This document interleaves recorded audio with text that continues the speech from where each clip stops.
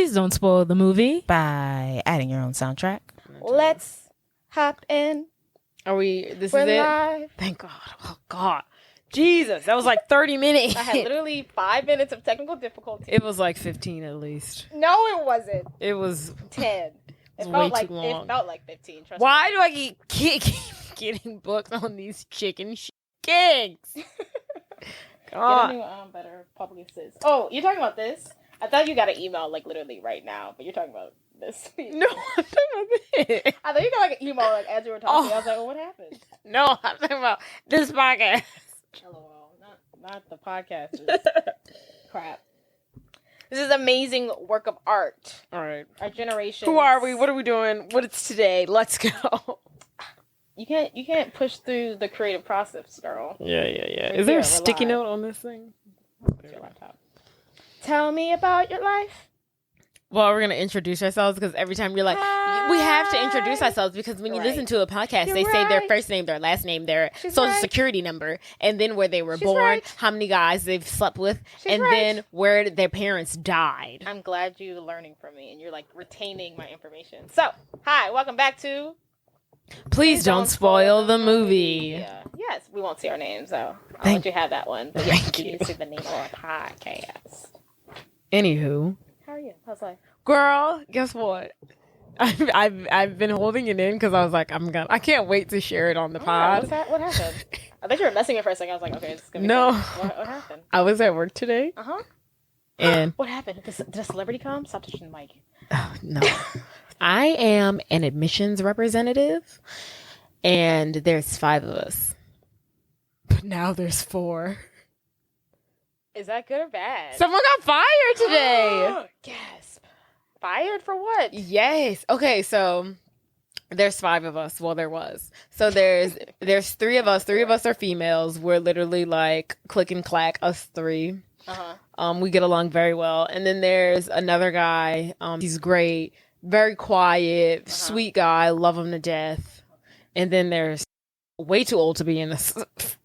First of all, way too old to be in this career path because this is very much an entry level position. So like me and we shouldn't say his name. We're deleting his name. Sorry.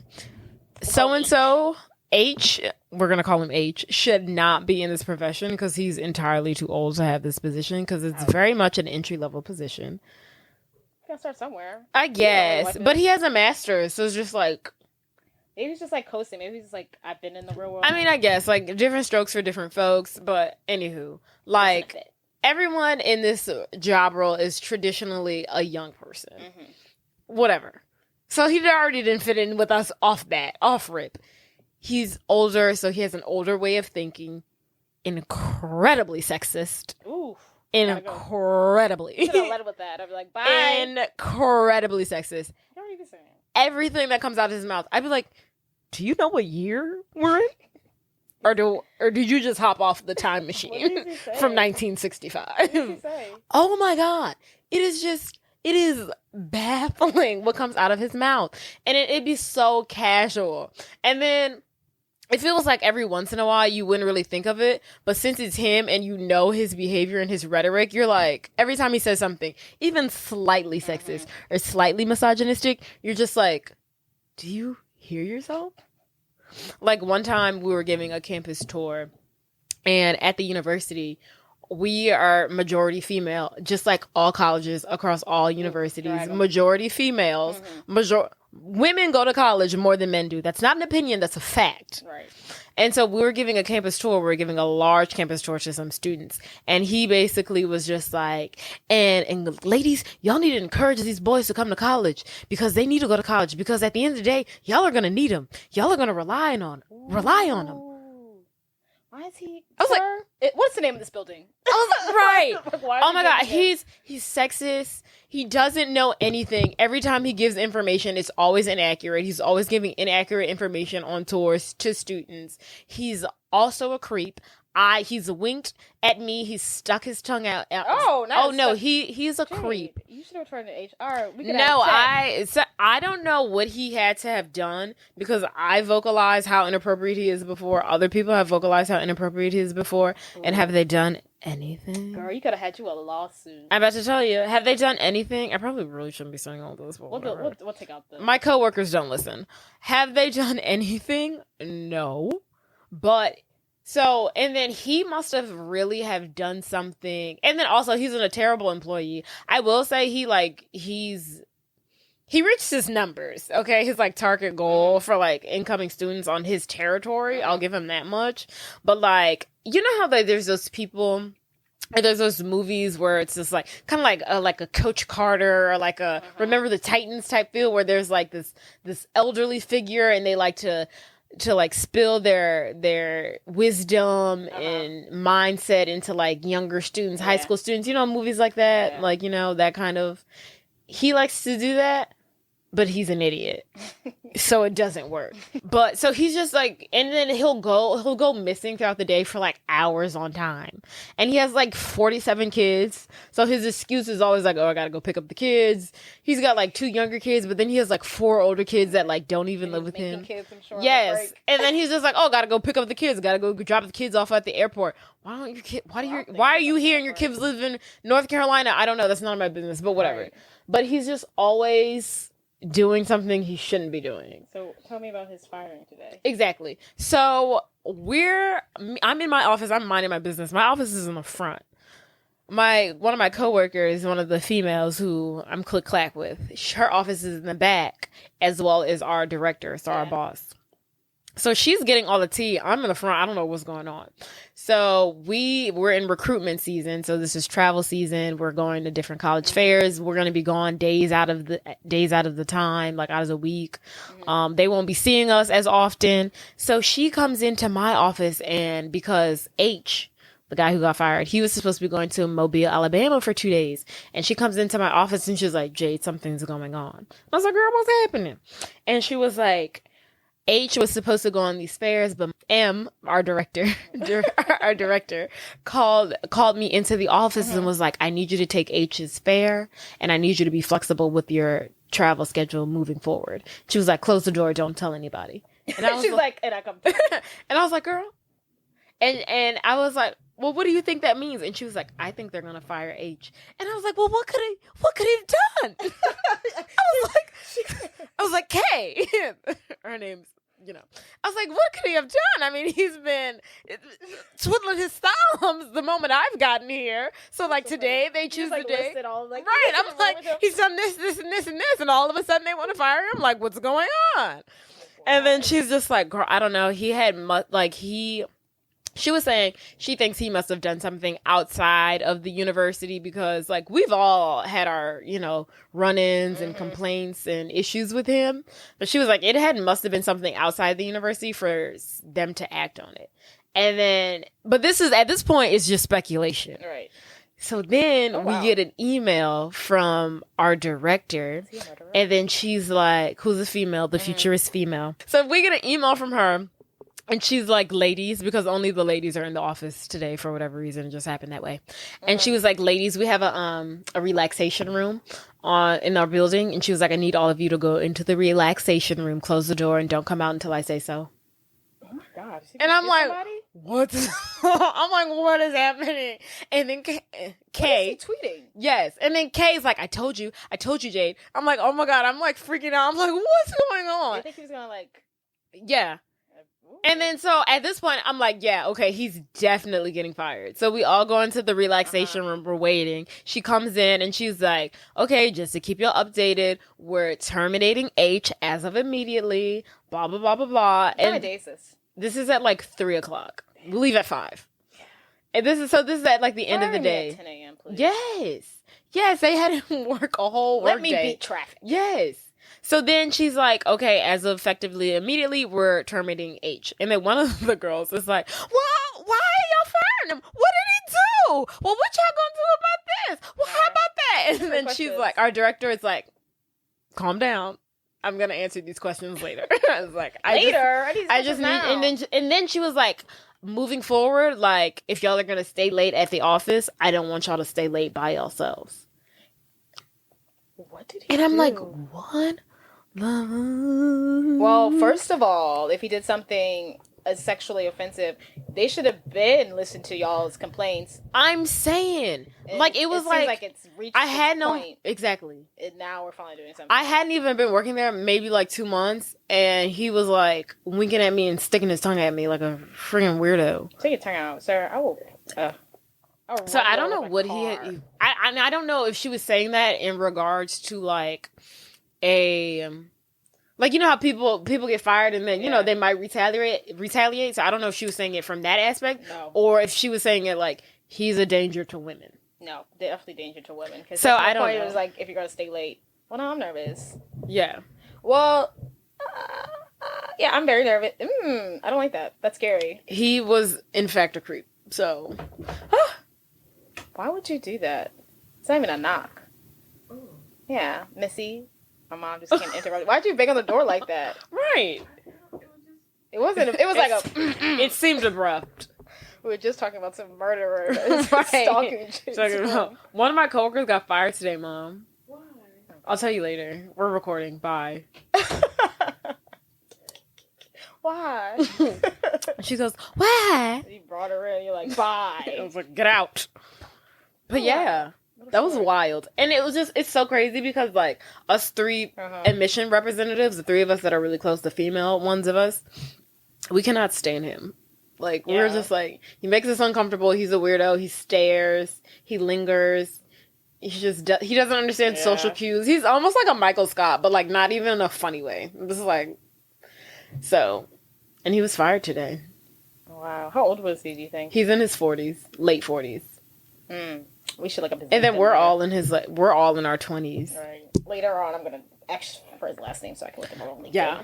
So that was that. Do you have anything to catch up or brush us up on? Nothing too crazy. I will say last night I watched Everything, Everywhere, All at Once.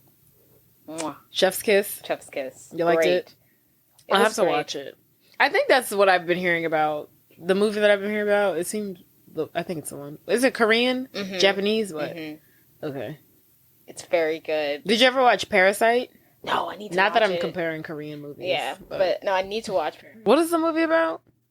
Give us a brief. I would say the plot of the movie is more, well, like I said, so it's this lady, it's like Terminator.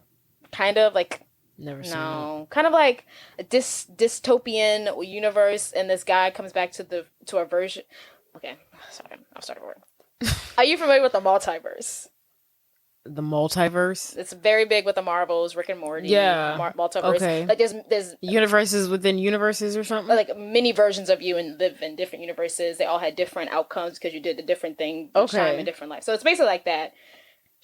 Her version of her is supposed to save the world from this evil thing that's taking over. Love that. And they're able to get the skills from different universes. So like in one universe, she was a movie star and she learned karate. So when she's in her current universe, she's able to access that and pick up karate. So like they're able to like pick up their skills from other universes. Interesting. But there's like this evil thing that's going on that's destroying it. It's not really big of a secret who the evil thing is. Her daughter. It's not that big of it. You kind of figure that out like the first 5 seconds in. But you don't know why she's evil. Interesting. Yeah. But it's really good. I would say the theme of it is I think it's big. It's theme heavy, but the way they talk about the theme is interesting. I see. The execution is the pull in, but it was really good. I see. Yeah, you should check it out if you haven't seen it yet. Woo! Okay. Anything else we're gonna talk about? No, let's dive in. I'm about to dive in. Okay. I'm glad we both knew what to do there. Okay. So, today's movie is... Drum roll, please. 10 things I hate about you. And 7 things I hate the most that you do. You make me love you. Why'd you say, oh my God, like that? Because I completely forgot to put in my notes what year and month the movie came out. Oh my Amateur God. amateur What mistake. 1999. Look at you, know a little something, something.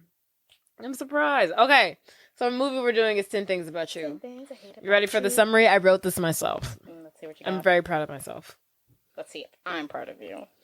Okay, the summary. Yes. Just in case you've never heard of this film, unless you've been, living under a rock. A rock of 10 movies. You're like, Yeah. rock of 10 movies, you idiot. Based on, here's the summary, by the way. Based on William Shakespeare's Taming of the Shrew, 10 Things I Hate About I don't You know that is... one. Sorry. That's okay. 10 Things I Hate About You is retold in the 90s American high school. When new student Cameron sees the gorgeous and popular Bianca Stratford, he immediately falls for her and has the ambition to pursue her.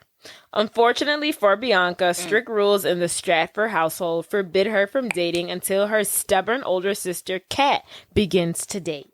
The situation seems highly unlikely, being that Kat does not conform to the typical status quo of high school and has no interest in dating. Sweet and innocent Cameron and narcissistic rich boy Joey both want to date Bianca, and they devise a plan and hire Australian bad boy Patrick to court Kate.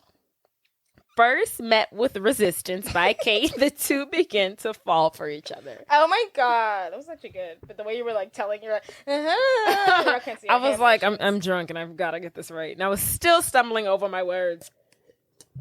But yeah, that's the summary. Okay, let's just Facts. Facts and figures. Thank you. Let's jump into the facts and the figures. It was written by Karen McCullough. You said Karen. Karen. It was written by Karen McCullough.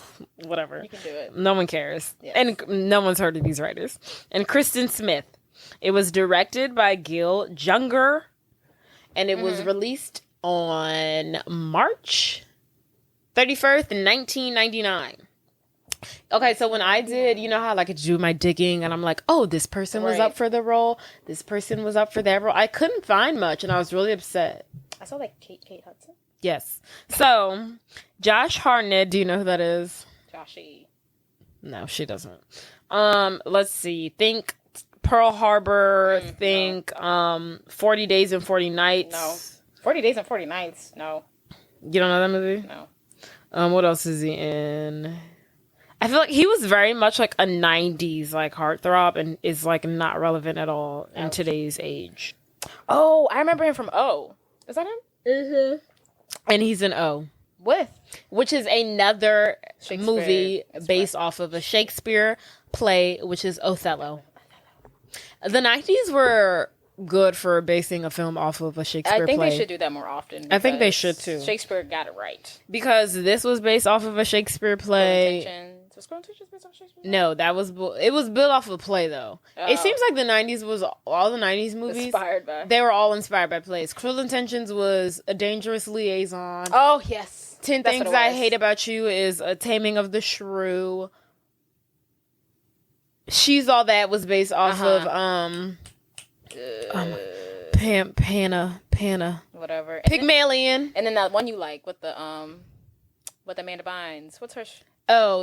She's All That. No, it's not based off anything? She's the Man. She's the Man was based off of Twelfth Night. That's a Shakespeare play. Anything that involves scheming. Yeah. Which is funny because that generation was based off of plays, and then our generation is like based off of like, remakes. Oh, books and remakes. Books. If yeah, it was a book that hundreds of teens watched, you're turning it into a movie, honey. That's so true. Bring it back. That's so true. I guess they ran out of plays. So, anywho, Josh Hartnett was up for the role of Patrick, who is played by Heath Ledger. Mm-hmm. As well as Ashton Kutcher. Ashton Kutcher. You know, it's really hard for me to see him in roles that he's mean in, but a lot of his roles, he's a douche. Ashton Kutcher. He can play a douche. He does it most of the time. The only movie I can think that he's in Scooby-Doo, right? No. You are tripping. But he could have done Scooby-Doo. He could have done the tall one. He could have. Shaggy? Whatever. Shaggy? Yeah. Is that his name? Yeah. Yeah, he could have done Shaggy. I'm really bad with names. He could have done really well. But yeah, I couldn't have seen him in this role as Patrick. I Everything can see him said as a earlier, I douche. take back, but What? So everything I said earlier, I take back because I was talking about somebody else. Oh, lordy. Whatever. Yeah. I can see him as a douche, but I can't see him as like a bad boy. mysterious bad boy who is like intimidating. Right. No, me neither. And then Eliza Dushku. Oh my God, who is that? She was. Oh, you don't know? You tell me. I'm literally. I'm reading this. I'm like, who the hell is that? Eliza. Oh, sis from Bring It On, Missy from Bring It On. Okay. Your school has no gymnastics team. This is a last She didn't resort. really do much after Bring It On. She auditioned for the role of Kate, which definitely could have been like picture perfect. That could have been her role, right? As well as Katie Holmes. She was considered for the role. Can't see it at all. No. Too blonde. Too girl next door. Too sweet. Too innocent. But whatever. She was up for the role as Kate as well. But her mother, Goldie Hawn. You know who Goldie Hawn is? Goldie. No. You don't know Goldie Hawn? The name sounds familiar, so if you told me. Let's see what she's on. Goldie Hawn. Goldie Hawn is. Sounds like a name from Star Wars. Goldie Hawn. What's Goldie Hawn in? Oh, she's in the First Wives Club. Yes, I know. Wait, can we do that one next? We have to start getting to our Halloween episodes. So okay, but we're gonna definitely First Wives Club is on the list. But she was on First Wives Club, Overboard, The House Sitter, Death Becomes Her. Yes. The Banger Sisters. Yeah, she was in her bag. I know that one. But okay, so Goldie Hawn. So Katie Holmes' mother, Goldie Hawn, was like, I don't like the script. You won't be able to do it. Sorry. Script like me. So she didn't do it. Okay, and then that's about it. That's all the people who are up for whatever. Do you want to guess the budget and the box office? The budget is, we're in a school. We don't do too much. I would say 7 mil, 10 mil. Not bad. Actually, no, because I know they did that. I know they, at the very end, a little on stage thing cost them some money. A pretty penty. Yeah, it did. So I'm going to go ahead and say a 20 mil. Too high, too low, love. Too high, darling. I'm going to bring it down to 10 mil. 12 mil, sir. 13. $13 million. You want- oh my God. Don't die, babe. It's too late. I'm dead inside. Do you want to guess the box office? I'm saying 100 million. I'm not playing with these movies these time. I know the last two movies have missed their mark. Yeah. People weren't seeing them, but I'm saying 100 million. Heath Ledger. Okay. 100 million, that's my guess. Is it I'm more? sorry to upset you, but that is not correct. My God, what is it? It wasn't a box office bomb or anything, but it just did 60 million. Oh, okay, that's not too bad. I was surprised that it was that low. I was like, I honestly would have guessed like 100 like you know. But it is what it is. We live and we learn. Okay, so that's all I really have for my notes. Now, I will say, we all know, if you don't know, I'm telling you now, I'm a huge fan of Gabrielle Union. And I've read her book, We're Gonna Need More Wine. And of course, she's in the movie, if you hadn't known. She's in 10 Things I Hate About You. And she talks about it in her book. Now, I'm gonna ask Jordan. I can give you the synopsis of what she said in her book, or I can read to you it, and it's a page and a half. I knew she was gonna say no. A whole page and a half? Yeah. Okay, fine. So, this was Gabrielle Union's first movie, and what she said was, when you're trying to read a page and a half to me. Right, this is going to be a page and a half anyway, so you really should have just given me... Give a short brief. Okay, so she was just like, this was her first ever movie, and everybody, as soon as everyone arrived on set, everybody got along. It was like literally... Okay, I thought it was like a... No, it was literally like summer camp, she said. Like, everybody got along. Her and one other girl, they were the oldest, and then everyone else was Who's the other girl? Because it must have been Melinda. Medella. Yeah. Yeah, how'd you know? She looked older. Yeah, she was like, them two was the oldest. And then everybody else were younger. They were all under like 21. Yeah, because Gabrielle was like 26. Yeah. And they were like 16 to 17, other cast members. They're like babies. Yeah. So everybody was super young. They were the oldest. It was like summer camp when they arrived. They had it in their contract that everybody had to be treated the same, which I like, but at the same time, low-key seems unfair because, like, why, if I'm if I'm Julia Stiles, why is Gabrielle Union getting the same treatment as me? Girl, what I'm the star of this movie. But anywho, but what would they be like? You sit in your trailer. My paycheck should be bigger. My trailer should be bigger. Oh, well, I should have an assistant. I don't know. We don't know about. I'm sure the paycheck. I mean, the paycheck was probably different, but she was saying that all of them they had in their contract that all of them had to get the same treatment. So all of their trailers were the same size, yada, yada, yada, etc. That's how you create a equal cast. You're right, I guess. And then she was saying that Heath Ledger came a week after filming, so they had already all established their relationships, and they were all very like close and tight knit. And then and then they were like nervous once he came in. They were like, "Is he gonna ruin the vibe?" Like they were all really concerned. And then so the day that they got the call that he was coming in, they were like, whoever, somebody's assistant or whatever, like, "Oh, he's at a bar here if y'all want to go meet him." And then Gabrielle Union and the other chick who were the oldest, they were like, they're the only ones who could get in the bar. So they were like, okay, we're going to go scope him out. And then we're going to report back to y'all and tell you, how he is. And so they meet him. And then Gabrielle was like saying like he was very suave. And he had a girl with him who was like literally he's 19 at the time, but the girl who was with him was literally like 35. Can't blame her. And they were like kissing and making out. And then he introduced himself to them, and he was really sweet and like mysterious and attractive. And then when they went back to the group, and they were like, he's gonna fit in perfectly. Right. Everyone relax your nerves. I feel like the Heath Ledger we get in this movie is probably the closest depiction of Heath Ledger. I agree. And then she was saying that like everyone kind of had a crush on everybody because everyone was so young and attractive. Right. And she was saying like once filming ended, everyone was like, we're gonna keep in touch, like I swear, like we're gonna do this again. And then she was like, that never happened. Yeah, it never does. And she was like, they all like, because a lot of them, this was like, their first start. Like this was her first movie. This was Heath's first American movie. Jordan. And then she was like, everyone kind of just like, they kept the show going. Like after like, it was like, we gotta build Hollywood off of this. Sleeps for no one, honey. And then she was saying, when he died, everyone like was everyone felt it. It shook everybody. Whenever she saw him, they would always chop it up like it was old times. Right. It was like they were like seeing each other like it was yesterday. So in case you don't know, Heath Ledger died. Heath Ledger is dead. Oh, ouch! And he is. I don't really get caught up in like celebrity deaths. But that was a tough one. That was him and Bernie Mac's death. It hurts me. Right. I don't know what is it about Bernie Mac's death, but when I found out Bernie Mac died, I was like, that was a loss. It was a loss. That man was hilarious. He was just, I don't know, maybe it was from the Bernie Mac show, and I just felt like he was like just that dad figure. But when he died, I was like, ouch. And when Heath Ledger died, I was like, the good die young.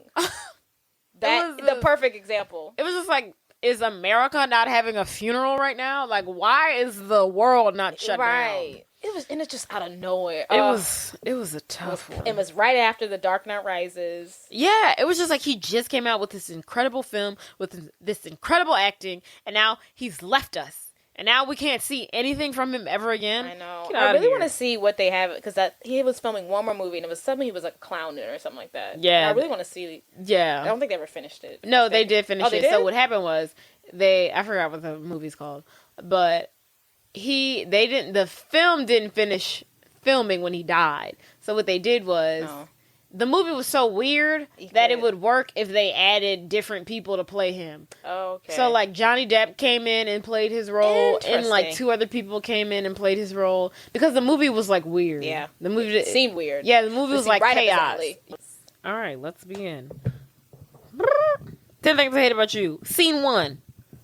Before we start, can I just say like how weird of a title that is? 10 Things I Hate About You. I was You know why I think it's called that? Why? Because I think it rhymes with The Taming of the Shrew. 10 Things I Hate About You, The Taming of the Shrew. Kind of does rhyme. That's what I think of.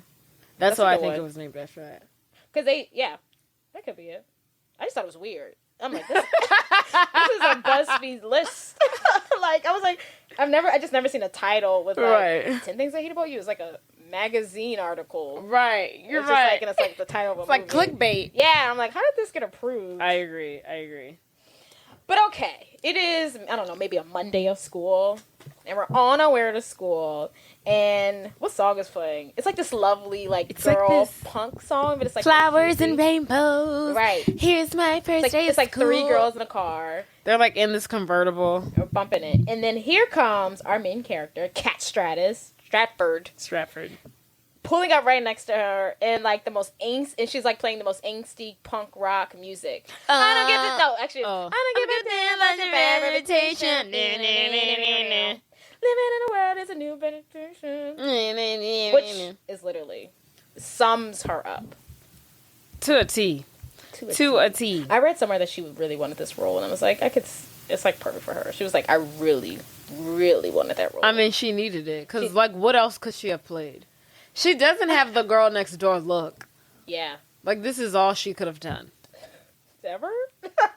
I mean, honest, like, she doesn't. It is perfect for her. I'm sure she read it and was like, this is. Yeah, this she is does. Like she doesn't have, like, the face of, like, she's let's give her a makeover and she's gorgeous and she's pretty and popular now. Right. She looks mean. It was definitely among teen dramas or teen love movies. It's a very different vibe. Because usually they are like making someone over and it's like in the end they're like hotter. She's like, you know, I'm going to stay like this. I'm going to stay like, angry the whole film. Movie. Yes. But that basically summarizes up. So, and then we meet the new kid, Cameron, who is played by Joseph Gordon-Levitt. Oh, I did not go over who plays who. Oh my god. Okay, real quick. Kate is played by Julia Stiles. Mm-hmm. I'm doing this from my brain. It's okay. I got Heath you. Ledger Patrick is played by Heath Ledger. Bianca is played by a girl who we do not know, and it's not important, but she used to have a show on Nickelodeon. Oh. Cameron is played by Joseph Gordon-Levitt. One of his this is breakout film role. One of his breakout roles, a superstar now in his right. Gabrielle Union is the flunky of Bianca, and her name is Chastity. Joey, which is the rich kid who is a narcissist, is played by Andrew Keegan. So Susan May Pratt, she plays Melinda, who is like the friend of Kat. And then David Krumholtz. I don't know. Michael is played by David Krumholtz. Krumholtz. Okay. And then Bianca is played by Larissa Olenika or something. I don't know. And the teacher, Mr. Morgan, he's played by Daryl Mitchell. Did you say that already? I did not. Sorry. And then Mr. Morgan is played by Daryl Mitchell, who is now a paraplegic. He was not a paraplegic when the film was made. He was in a motorcycle accident back in some years ago. I don't know. Maybe like 2004 or something like that. And then I remember I read an article about it. He was gonna, because he's a comedian. Yeah. And he was like, once he got in the accident, he was like, he was gonna give it all up. I forgot who encouraged him not to. Oh, cool. But someone, like another comedian, like a fellow comedian, was like, no, like, keep it going. Stick with it. Oh, I'm gonna look into it. I didn't know that. He is a familiar face. I know him from this movie, but I don't know what other movie I know him from. Because he was on an episode of Sweet Life of Zack and Cody, and on the episode of Sweet Life of Zack and Cody, he was in a wheelchair. Oh, interesting. And you might think, like, oh, he's not really in a... But no, he was really in a wheelchair. For sure. So, anywho, it's Cameron's first day of school. He meets a crazy principal. I don't know how far we want to dive into her. She's a guidance counselor. Yeah. Is she? No, she's a principal. No, she's a guidance counselor. Huh. I always thought she was a principal. I don't know how far we want to dive into her, but... She's crazy. She's writing an... what's the word? Like a, exotic? Not exotic, though. Erotic sex novel. Yes. In her office while she's at school. She's very interesting. Yeah. So he's meeting her. It's the first day of school, and since it's his first day of school, he gets a little buddy to walk him around, and that's when we meet Michael, who's played by Krumholtz. Yes, the guy who I'm in. Anywho, so in the school hallways, Cameron is getting a tour from Michael, and Michael is showing him the different social groups, real, Mean Girl style. Like, yeah, I think the groups here's the jocks. Yes. We have the basic, beautiful people. The popular kids. These like, I'm like wrote down how he describes them. I think they're really funny because they're really random. Mm-hmm. He has the coffee kids. Don't talk to them because they're too unhinged. Right. The white Rastas. Who think that they are black. And all they do is listen to Bob Marley and smoke weed. The Cowboys. They're in Seattle, by the way. This movie is set in Seattle. It's just so random for someone to be like, I want to be a cowboy. Cowboy. That's my identifier. They're in Seattle. Yeah. What do they even know? Like, where did they even get the idea from? Like, Literally. what magazine did you buy? Literally. And then we have their future MBAs, which is a clique that Michael used to be a part of, but he got kicked out of it recently. Because someone started a rumor. And he buys What was his name? Peppy Longstocking? No. No. Bogey something. Bogey. I have his name written, but Bogey is his first name. Okay, somebody by the name of Bogey started a rumor about Michael that he buys his, what is it, Izods? Izods from an outlet mall. From an outlet mall. I don't know what that Izods is like a shirt brand or something. I don't even get what that means. Like, it's still the brand. Like, what am I supposed to buy these shirts from? Because it's discounted at the outlet mall, I guess. Could you imagine me? So he's like, you're poor. Right, the future MBAs. I can't get my shirts from a discount place. Right. And then that's why he got kicked out. And he's very upset about it. But he was like, what did he say? Like, last week these people He was like, last me. week I was their god. Right. But he's got kicked out of his nerd group. And then while they're doing a tour, Cameron locks eyes on Bianca Stratford. He sees her from afar. She walks past them. And he is instantly in love with her. And he's like, he turns to Michael and is like, who is that? And Michael's like, girl, stay in and then Michael's like, baby, don't even bother, don't even try. That is Bianca Stratford. She's a sophomore. Her dad has this really strict rule about her dating. Right. Even if you weren't in her league, you still can't go down with her. Even if. And he was like, she is a reminder that guys like us cannot have her. He really does not like her. Yeah. Like, every time he brings her up for, like, the beginning half of the movie, he's like, ugh. Michael's like, I'm not here for Bianca. So the next scene, we are in English class, and we get more of Kat Stratford. What's Stratus? Is someone named Stratus? Trish Stratus from WWE. There it is. She's in English class, and she just has a lot of opinions. Her and the English teacher, who's played by Daryl Mitchell, he's called Mr. Morgan in the movie. Mm-hmm. They always have these, like, back and forth. Yeah, she's like always like lobbying for like. She's like, this is sexist. This is anti-feminism. Right. And he's like, girl, just read the assignment. Just do the assignment. I give you a book. Just read it. Assignment. He's like, no one else cares. Why do you care so much? I think he calls her out for like being like white privilege. Yes. And like she says she wants more books written by white. I'm like women. He's like, girl, I just want books written by black people. And then briefly, Patrick comes to class, and he literally comes in and like dips out. Heath Ledger. He literally comes into class and is like, what did I miss? And then Kat's like, just misogyny. And he's like, okay, great. I'm leaving now. And then I guess the teacher gets pissed off enough with Kat that he kicks her out of class. They really just don't like it. So this is a lot of back and forth in the beginning because we're like getting everyone's take. Yeah, we're meeting everybody throughout the first like 20 minutes of the scene. We meet Cameron, we meet Bianca, we meet Michael, we meet Patrick, we meet Kate. So it's just like a lot of this scene to that scene. Right. So now we're back in the school courtyard and Bianca's walking by and Joey sees her and Joey is the narcissistic rich kid. He's very attractive. He has like slick hair.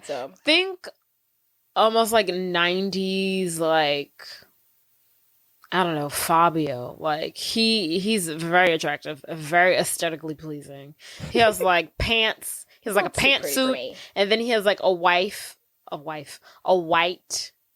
t-shirt tucked into his pants. He's just hot. He looks really good. He's a definition pretty boy. He's a pretty boy. So when Bianca walks by, they say like virgin alert, blah blah blah blah. They're like ha ha ha, and he's basically like, I want her. His friend's like, I want to steal her virginity. Right, and her friend's like, out of your league. And Joey's like, I could get that. And he's like, okay, bet. And he was like, I don't even need a bet. I'm gonna do this for my own personal joy. So you can keep all that money. Like, we don't need to play something. Like, I'm doing this for me, honey. He said, I don't, He's like, we don't have to put in money on it. He's like, I know what I got, and she wants it. Right. And I can win her easy. And then while that's happening, Cameron is watching people who watching Bianca. And he's like, who is that? Who is Joey?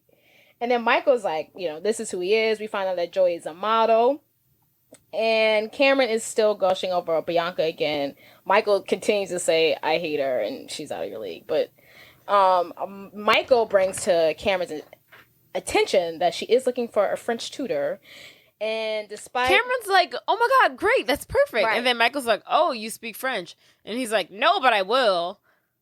So basically, Cameron is going to take any lengths whatsoever to get into Bianca's presence. Literally love at first sight. He's literally in love with her. So what we have establishing here is that we see that both Joey, the narcissistic rich boy, and Cameron both like Bianca. One intentions are pure and the other intentions are not so much. Exactly. So we're now in the parking lot. School day's over. Kat has a run-in with Joey, and the two continue to exchange words. They're always like giving digs at each other. And they walk away. Joey sees Bianca and Chastity. He's like, "Hey girls, you want to ride home?" Chastity is played by Gabrielle Union. So Chastity and Bianca are BFFs.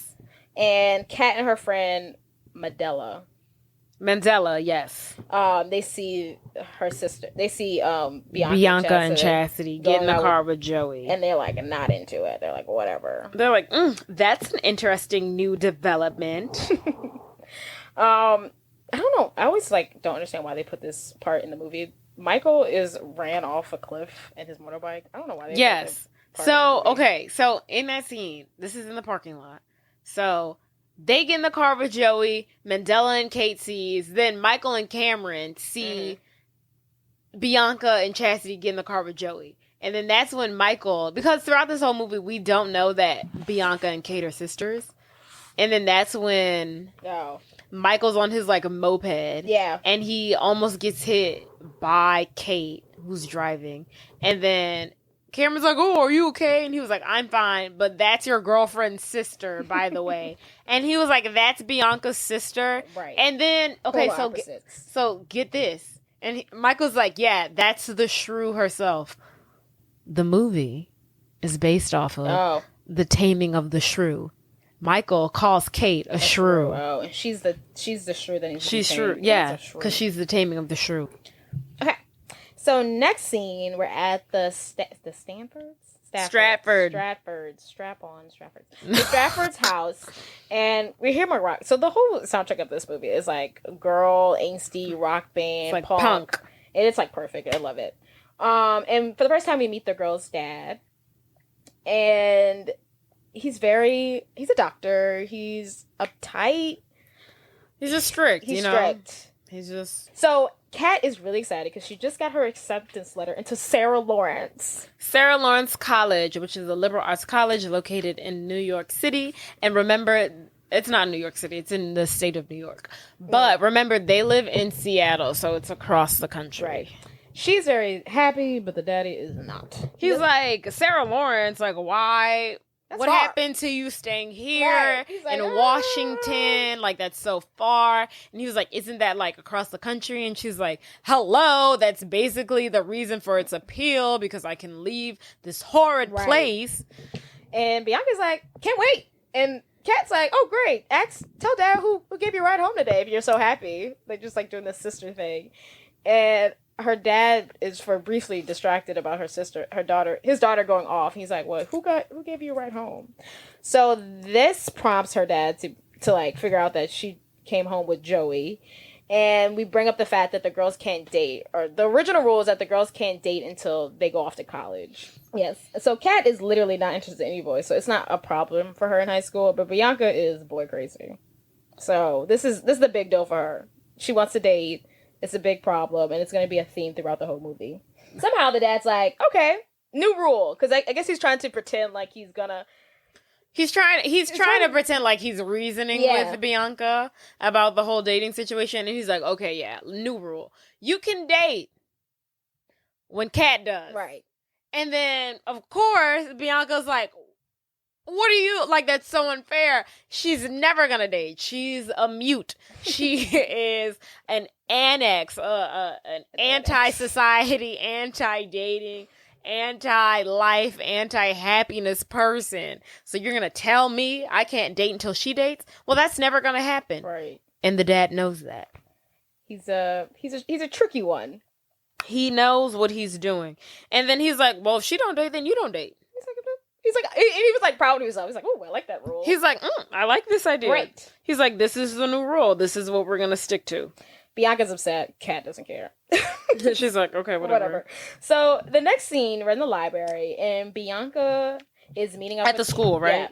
And Bianca is meeting up with Cameron to go over her French lessons because... Yes, because remember, now Cameron has lied and says that he knows French so he can get close to Bianca and teach her the French language. Right. So right off dome, he's like, do you want to go on a date? He didn't waste no time. They like literally like say hi to each other and he's like, well, do you want to go on a date? She's like, what? And then Bianca was like, that's adorable. Calvin, my dad just came up with this new rule that I can date when my sister does. And he's like, oh my God, great. Do you like sailing? And she's like, Mu pa blamo Curtis. She can't get the boy's name right to save her life. She's calling him Curtis, Calvin, Dexter, Billy, John. She don't know the boy name. And she's like, problem, my sister is the most antisocial person you'll ever meet. She doesn't like dating. She doesn't want to date high schoolers. She's not into it. Right. And then Cameron's basically like, okay, why is that? And then she was like, I don't know. She used to be popular at one point. She gave it all up. Why? I don't know. But this is just who she is now. Yeah, so he offers to find a date for Kat because he really wants him and Bianca to work out. And she's like, she's basically using him. She's like, oh yeah. She's like flirting with him to like get him to do this. And he does not realizing it that she's not really into him. She doesn't see it at all. So next scene, we're outside of school and Michael is helping Cameron like find dates for Kat. They do like this whole like montage of like the worst possible options for her to date. Yes. So the plan has been established now moving forward. It is now Cameron and Michael's mission to find a date for Kat so that now Cameron can date Bianca. And I must say, Michael is such a good friend. Michael is a good friend. They met like 2 days ago. And he is steadfast. Like, okay. I think he's bored. He's literally like, I'm going to help you. Like, he is with him every step of the way throughout this process. He has no investment whatsoever in this. He's not interested in Bianca. He's not interested in Kat. He's literally just like, I'm here for the ride and I'm going to be a good friend. Yeah. And I'm going to help you out. Like, this is what you want. I'm going to help you. Right. He literally hates Bianca. Like, literally. He's a schemer. He just likes to scheme. He's up to like. And what I really must say is he's the mouthpiece between the both of them. Between Cameron and him, he's the mouthpiece. Yeah. He does all the talking. Right. Cameron literally does nothing. Oh, he's new to this. He doesn't even know the school. Yeah. He doesn't even know these guys. Michael is running the show. Yes. He is really he's a point person. He's the puppet master in all of this. But so they go through like the ugliest options for men. Yeah. It's not even. They're asking the most randomest guys if they would be interested in dating Kat Stratford. And one of them was like, only if all the people were dead and there was no sheep. Someone else laughs. Someone else screams in terror. Right. No one, like, she is a horror story. No one wants to date Kat Stratford. She has a stigma. Yeah. And then Michael's like, you see, no one wants to date her. I'm like, why do you think she wants to date any of these people? Even if they agreed to this. Right. Why do you think that this would be something she says yes Because if you look at the gene pool that they talked to, it was like a meathead, a burnout. Just no one attractive. No one outwardly attractive here. No one who looked like Heath Ledger. Right. So they're back because we're still at school. So they're in the science lab and it's like frog dissecting day. I don't think it's important to the plot, but they're in chemistry class or something. So Michael's basically like, yeah, see, I told you we couldn't find anyone. And then while they're in class, Cameron sees behind Michael this strapping young man with long hair that's a little bit greasy. Yeah. Wearing all black.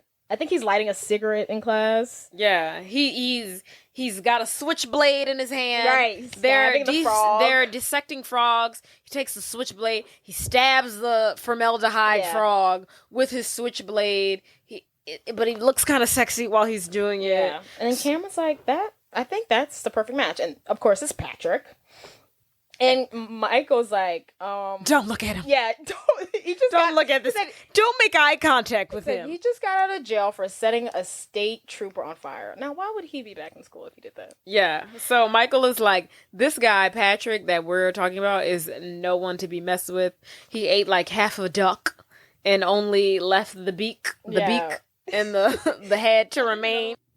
So from there, they decide, you know what? He's perfect. And then after this, Cameron and Michael decide they need to approach this differently. And I'm pretty sure it's Michael who's like, We need a backer. We need a backer. Because they have no money. They decide they need to, like, bribe him, but they're poor. Yeah. And then Cameron's like, what's a backer? And he's like, someone with money who's stupid. Into the picture, Joey. Our narcissistic rich boy. Beautiful. Beautiful in the face, nothing going on upstairs. Nothing. So we're in the cafeteria now. A waste of oxygen. A waste of oxygen. Well, that's a beautiful face. A waste of oxygen. Beautiful face. Maybe beautiful face. I think if he was nicer, we could make it work. But he's not nice. But he's not nice. So in the cafeteria, Joey's sitting with his popular crew, and Michael, God bless him, decides to go up to him. And he's like, and this is what I mean when I say Michael is their mouthpiece. Because if this is your girl, this is your plot, this is your story, you're interested in her, why is Michael doing all the work for you? He doesn't know the way of the world. And also I think Michael is like, oh yeah, I could talk to them. I'm cool. Michael, I feel like he's giving him like, too much. oh yeah, they'll listen to me. Yeah, he's giving too much like street cred. He thinks he's higher than he is. Yeah, he thinks he's a lot cooler than what he really is. The moment he sits down at the table where Joey and his friends are sitting, Joey's disgusted. He's like, "What the hell are you doing?" He's like, "Are you lost?" Are you blind? He says it with the most genuine concern, like, what is going on here? Can I help you? Yeah. Like, do you know where you are? Like, little girl, do you know where your mommy is? Like, it's one of those. He could throw up. He literally is gagging in his mouth. Michael's like, okay, I have this proposition for you. You're interested in Bianca. She can't date because her dad has these crazy rules that she can only date if her older sister Kat dates. Well, all you need is to find a guy who's willing to date her. And then Joey's like, okay, but who's willing to date her? Right. And then Michael's like, all you have to do is find a guy who doesn't scare so easily because Kat is so scary. And then they point at Patrick. And then Joey's like, okay, sure, I'll pay this guy to date Kat. But what is it in it for you, Michael? And then Michael's basically just like, okay, you see me walking down the hall, you say hello. And then Joey's like, okay, you're popular by association. That's fine. Joey is so funny, like, to, like, even think that someone would come up to him and be like, oh, yeah, like, why would is that enough? Is what enough? For him to believe him. Wait, what do you mean? Like, I would question it more if I was Joey. I'd be like, well, like, literally, that's literally why you're doing this? Joey's, I don't know, I feel like he's in his own world. It's like you concocted this whole plan just so that you can be popular by association. Yeah. I mean, I guess. He's an idiot. He's an idiot. I think he's so, like, self-involved. That's what, when Michael said, we need a backer, someone with money, but who's an idiot. No convincing. Like, literally a 5-minute conversation. She's like, all you have to do is make a decent point. And then there you go. And then Michael's like, he's on board. He's like, okay, sure. It's so stupid. And then we must remember, so Michael's intention is really he just wants to sleep with Bianca. Joey's intention. Oh, I'm sorry. Joey's intention is he just wants to sleep with Michael's Bianca. just in it for the game. He's just bored. Michael is just being a friend to Cameron. Okay. So now we're at the soccer field. I think it's soccer practice. So Kat is on the soccer team. She's playing soccer. Patrick's out there for whatever reason watching them play soccer. And Joey goes up to Patrick and he says, hey, I got a plan for you. I'll pay you to go out with that girl over there, Kat. And like, when he points to her, she's like literally like, tackling someone really hard. She's like tackling a girl. She's tackling like 17 girls to the ground with her one arm or something. It's something ridiculous. He's like, She's good. giving Mrs. Trunchbull from Matilda. She's throwing in that one scene where they cut to her. She just sumo slams someone on the ground. He's like, I'm fine. And Patrick's like, look, okay, Joey's like, let me soften the deal. I'll give you $50 to take her out. And he's like, yeah, okay, fine. Honestly, is $50 enough to take somebody on a date? In the 90s, it is. I'm gonna need more than that. What did dates cost? $5? Literally, I feel like in the 1999, it had to cost like $3 to go to the movies. $4 for popcorn. $50, I was like, oh, that's so low. I'm gonna need like $100. I mean, he's got the money. I mean, yeah. I mean, I feel like $50 that just covers the date, but he needs to be making a profit. Right, he's not making a profit. It's just here. like you're literally asking me to pay for the date. Right, sure, exactly. But where's my profit margins? Business right. goal. Where's my return on my investment? Exactly. There isn't any. So Patrick has agreed to this deal, and right when Kat is done with practice, he's on his job. He's like, he goes up to her immediately. Right, no better time than the present. Right. He's like, business starts now. He says the game plan. Here we are. So he's trying to flirt with Kat, and I guess he thought it was gonna be really easy. Kat is like, Pisha, back up, sir. She's not receptive to it at all. He's like, hey, pretty lady. Yeah. You're looking pretty good out there. And she's like, oh my God, that's my one intention, to make sure that you men find me attractive while I'm sweating on the soccer field, doing what I do best. All is right in the world. And he's like, oh. Right. He was like, oh. You're one of this those. is a challenge. You're one of those. She ain't playing. This isn't going to be easy for me. Right. Says Patrick internally. I love her responses. I think I'm am her with like guys. Like it's like the vibe I feel. Oh yeah, you're a cat. I'm like, what are you like? What are your intentions? Oh like, yeah, how we often compare ourselves when there's like a sisterhood. Yeah, we did it with New York Minute. We've did it with what's the other one? Was it Matilda? No, Mean Girls. Oh well, we've compared ourselves to Mean Girls. Like, oh, who would we be? Yeah. In this, you're 100% Kat, and I'm 100% Bianca. Yes. Very much so. Very much. Very, very much. Like, literally. I love Kat's energy. Love it. I'm like, yes. I get it, Kat. I get it. I'm literally like, why is she so angry? Smile! Jesus. Wait, so it's funny. The next scene. Wait, in the next scene, so they're in the bathroom, and they're talking about something, and then they're back at home. The next scene, they're back at home. They're in the bathroom. Okay, so Bianca and Kat are in the bathroom. At their house. Bianca says something. And then Kat goes, I'm not hostile. I'm annoyed. And I was like, yes. I'm annoyed. I relate so much she gets to that. Me. And next scene we have is Kat at the guitar shop because she's really into like bands. And I don't know, she's like shopping for guitars. She just goes there for fun. Or she's like, I don't know what her intentions are. She's into like rock music. Band, yeah. She's into like the feminine rock girl band era. Yeah. She's into that. So she's there, and for whatever reason, Patrick thinks it's a good idea to keep stalking this girl, and he like follow her there. So like, okay, dude, one thing to follow me at school, but to follow me outside of school, it's a little creepy. How did you know where I was? It's 1999. It's not like stalker. It's not like I'm posting on Instagram. How'd you find me? Wait, you have a point there. Like, how did he know where she was? Let's see. I don't think he hangs out there too. The weird. Yeah, he just stumbles upon, because this is the 90s. I think we're meant to believe, because Joey shows up and like blocks her in, that maybe Joey told him where she would go. But why does Joey know where she goes? Too. Joey's obsessed with her secretly. Yes, he is. Joey wants to F her. Right. Okay. So Patrick's again flirting with Kat. Kat's not into it.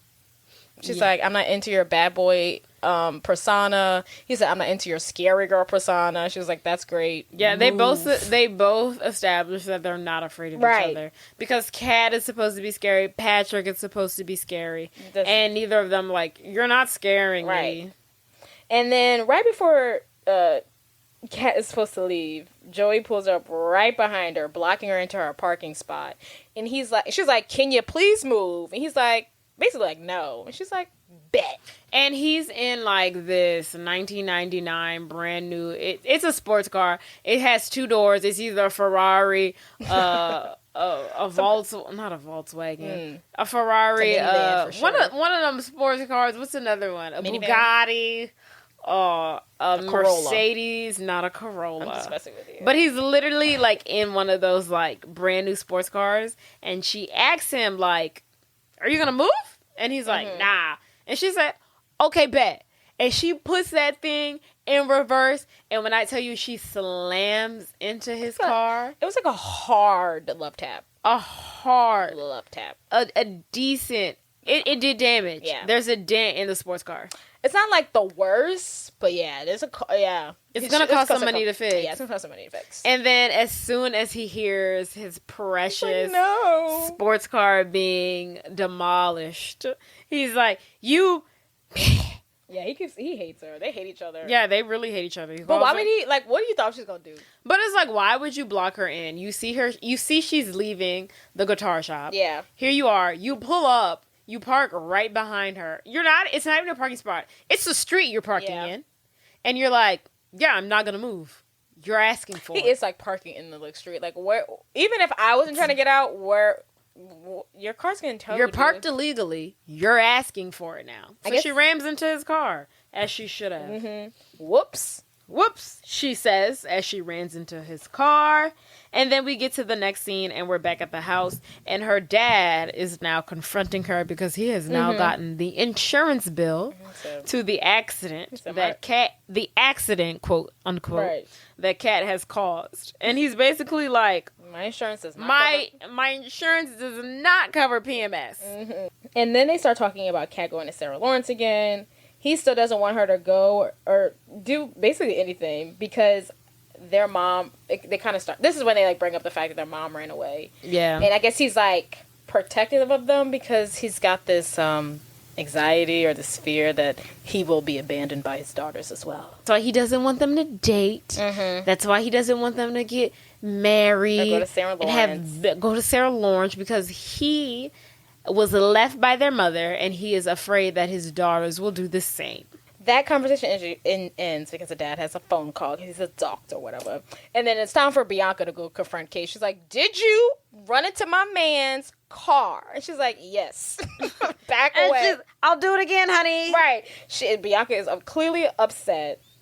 And Kate's like, I literally don't care. And she like runs off. So we're back at the school, in the hallway. Joey is talking to Patrick about, he's upset that his car got beat up. He's like, I didn't pay you $50 to take out that heifer for her to ram into my car. He says, when I shell out $50, I expect results. He's acting like $50 is literally like when he said $5,000. I was like, I know the time, I know the value of money's changed, but it can't have changed $50 in that 1999 is literally like $120 today. Flip it. Maybe. Wait, $100? Oh, okay. $50 in 1999 is like $120 today. For you to say, when I shell out this money, that's not enough. That's like one work's pay if you're making minimum wage. Right. Sit down. You're a spoiled rich kid. Right. Your trust fund has $50,000 in it. So after this conversation, Patrick's like, okay, she is a handful. So let's go ahead and up the price. He's like, you want results? Okay. Yeah. You want results? You need to pay some money. You got to pay some more. You got to pay me some more, says Patrick. Mm-hmm. So he's like, I want $100 for these dates. Fine. And he's like reluctant at first, but I guess he really wants this whole thing with Bianca to happen. He's like, fine. It's very interesting because it's like, his intentions are just like he wants to sleep with her and he wants the satisfaction and the bragging rights that he was able to pull this girl who's not allowed to date, who's probably a virgin, yada yada yada. But he is so invested, and at this point, it's not even about Bianca. It's just like to prove to himself that he can like get whoever he wants, no matter how impossible it is, and that's giving psychopath. On top of the fact that he hates Kat, and at the end of the day, yes, and then on the top of that he hates this girl's older sister, and he wants to rub it in his face. Men like Joey are psychopaths, and I think they should be under the jail cell. Under the jail cell. They're dangerous. You literally have to pinpoint men like this because they are dangerous. Y'all worried about the rapists and the murderers. Y'all need to be worried about Joey's as well. I was like, we should stop worrying about the rapists. No, we need to be worried about the murders and the rapists. But third on that list are the Joeys of the world. Right. These psychopaths who are literally just doing it for their own personal psychological gain to prove to themselves that their penis isn't that small when it really is. It's crazy. Sounds like you're projecting. But. I am projecting. I want y'all to know that I'm very much projecting because there is a Joey in my life. Sounds raw. There is a Joey in my life. So the next scene, we're in shop class again. Did you ever take shop class? Did you ever take a shop class? No. I wish I would have took one. I look like a man. Oh, wow. You sound like a sexist coworker. I know.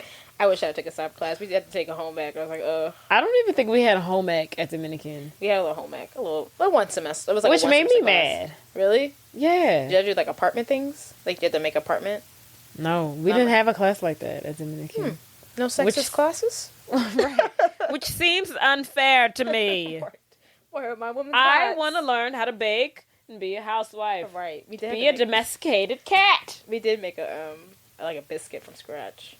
I'll never do it again, but it was delicious. It was like something kind of like It was cookie. delicious. Yeah. It was Okay. fantastic. So we're back in the sexist shop class. And Cameron and Michael are trying to go to talk to Patrick again. They're giving it a second shot. And they're going to tell him their real plan. Not Joey's plan, but the plan behind the plan. Right. The so plan. what they basically, Patrick and Michael and Cameron go up to Patrick and they're like, hey, we know what you're trying to do. We know you're being paid to court Cat Stratford, but we want to help you. And then Patrick's basically like, well, why do you want to help me? And Michael and Cameron are like, look, Joey is just a pawn in all of this. We know Joey approached you with this plan, but we really planted the seed here. Right. Cameron, my friend Cameron over here, says Michael, is the one who wants Bianca. And then Patrick is like so confused, and he's like, what is with this Bianca chick? Does she have beer-flavored nipples? Like, why does everybody want her? And Cameron's getting offended, and he's like, hey, this is a girl I love. Right. I just want you to know that Joey doesn't have the right intentions and I do, and that we are here to help you court Cat so that I can win over Bianca. Patrick's like, okay, if y'all are going to help me win over the wild beast, tame the beast, fine, I'll take the help. Which is fun. Like, everyone's just accepting things. They're like, oh, okay, whatever. Yeah, like, Patrick is literally like, okay. As long as you don't stop the money flow, and then I guess as long as you're helping me continue to make the money, whatever. Right. So there is like a plan within a plan. Yeah, within a plan. Yeah. So, and then they're like, okay, so you need to bring Cat to Bogey Longstein's party Friday night, because this is gonna be the first date night.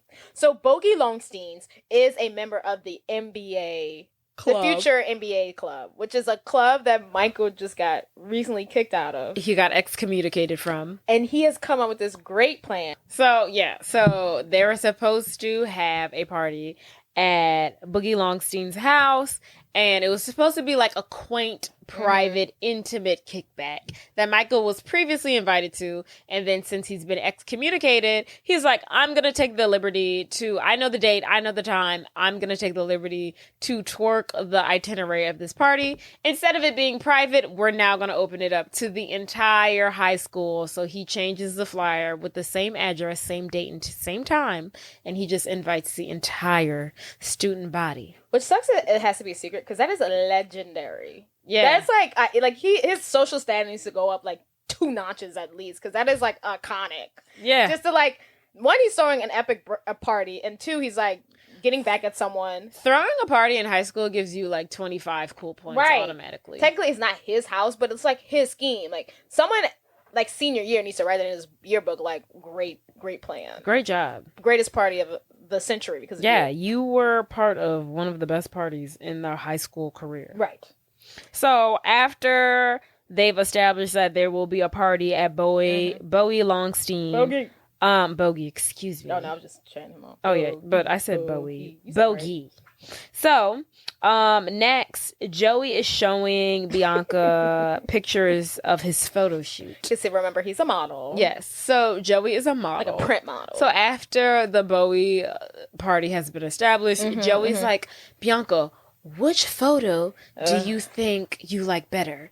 The photos that he's showing her are literally identical. The difference is, one photo he has on a white shirt, the second photo he has on a black shirt. He's doing the same facial expressions, the same eyebrows, the same lip, the same smize, and the same pose. And the photos are in black and white. Somehow, to me, that just makes it even worse. Yeah. I'm just like, why are they in black and white? The photos, at the end of the day, are giving douchebag. They are. And he's like trying to decide which one is better. It's the same photo, but someone photoshopped a different shirt. Literally.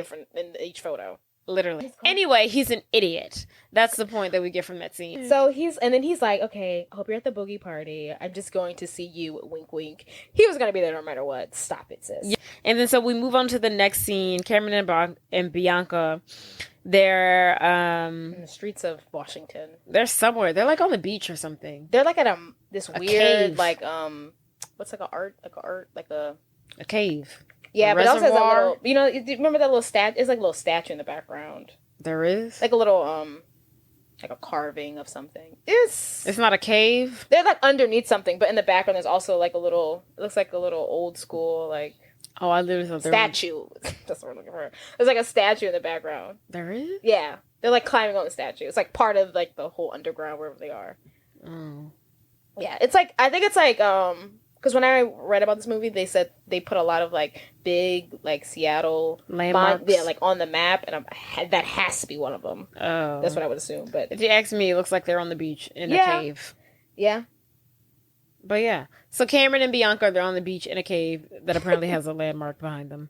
So that's some kind of statue. Cameron is asking her, "Are you going to the party?" And Bianca's like, "Of course I want to, you know, but I can only go if my sister Kat goes." And then Cameron's like, "Yeah, I'm working on it, but she's not really falling or into my guy." And he's like, "I don't really know what she's into. Like, can you help me out so we can make this easier on both of us?" He asks, and then he asks, basically, is she gay? And Bianca's like, I've thought about it, but I've seen her. She's like, I thought about it. No. She has a picture. She says one of her reasons why she knows she's not gay. She has a picture of Jared Leto. And I was like, that? Yeah, that gives it away. But- Jared Leto literally looks like a girl in the 90s, so she could honestly still be gay. Yeah. I So don't it's know not a about good that. enough reason. Oh, okay, that's fair. I was just like, Jared Leto's not hot. But that's also a good point.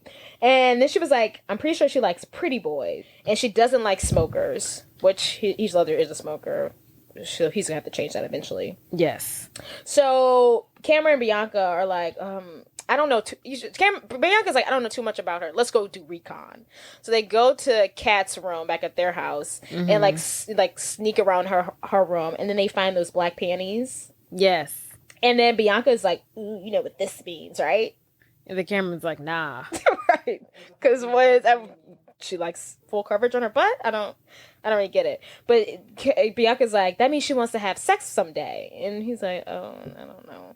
And it's not, the underwear she pulls out is not like sexy underwear. It's not like lingerie. It's literally just like black underwear. It's like period underwear. And when literally it's granny panties.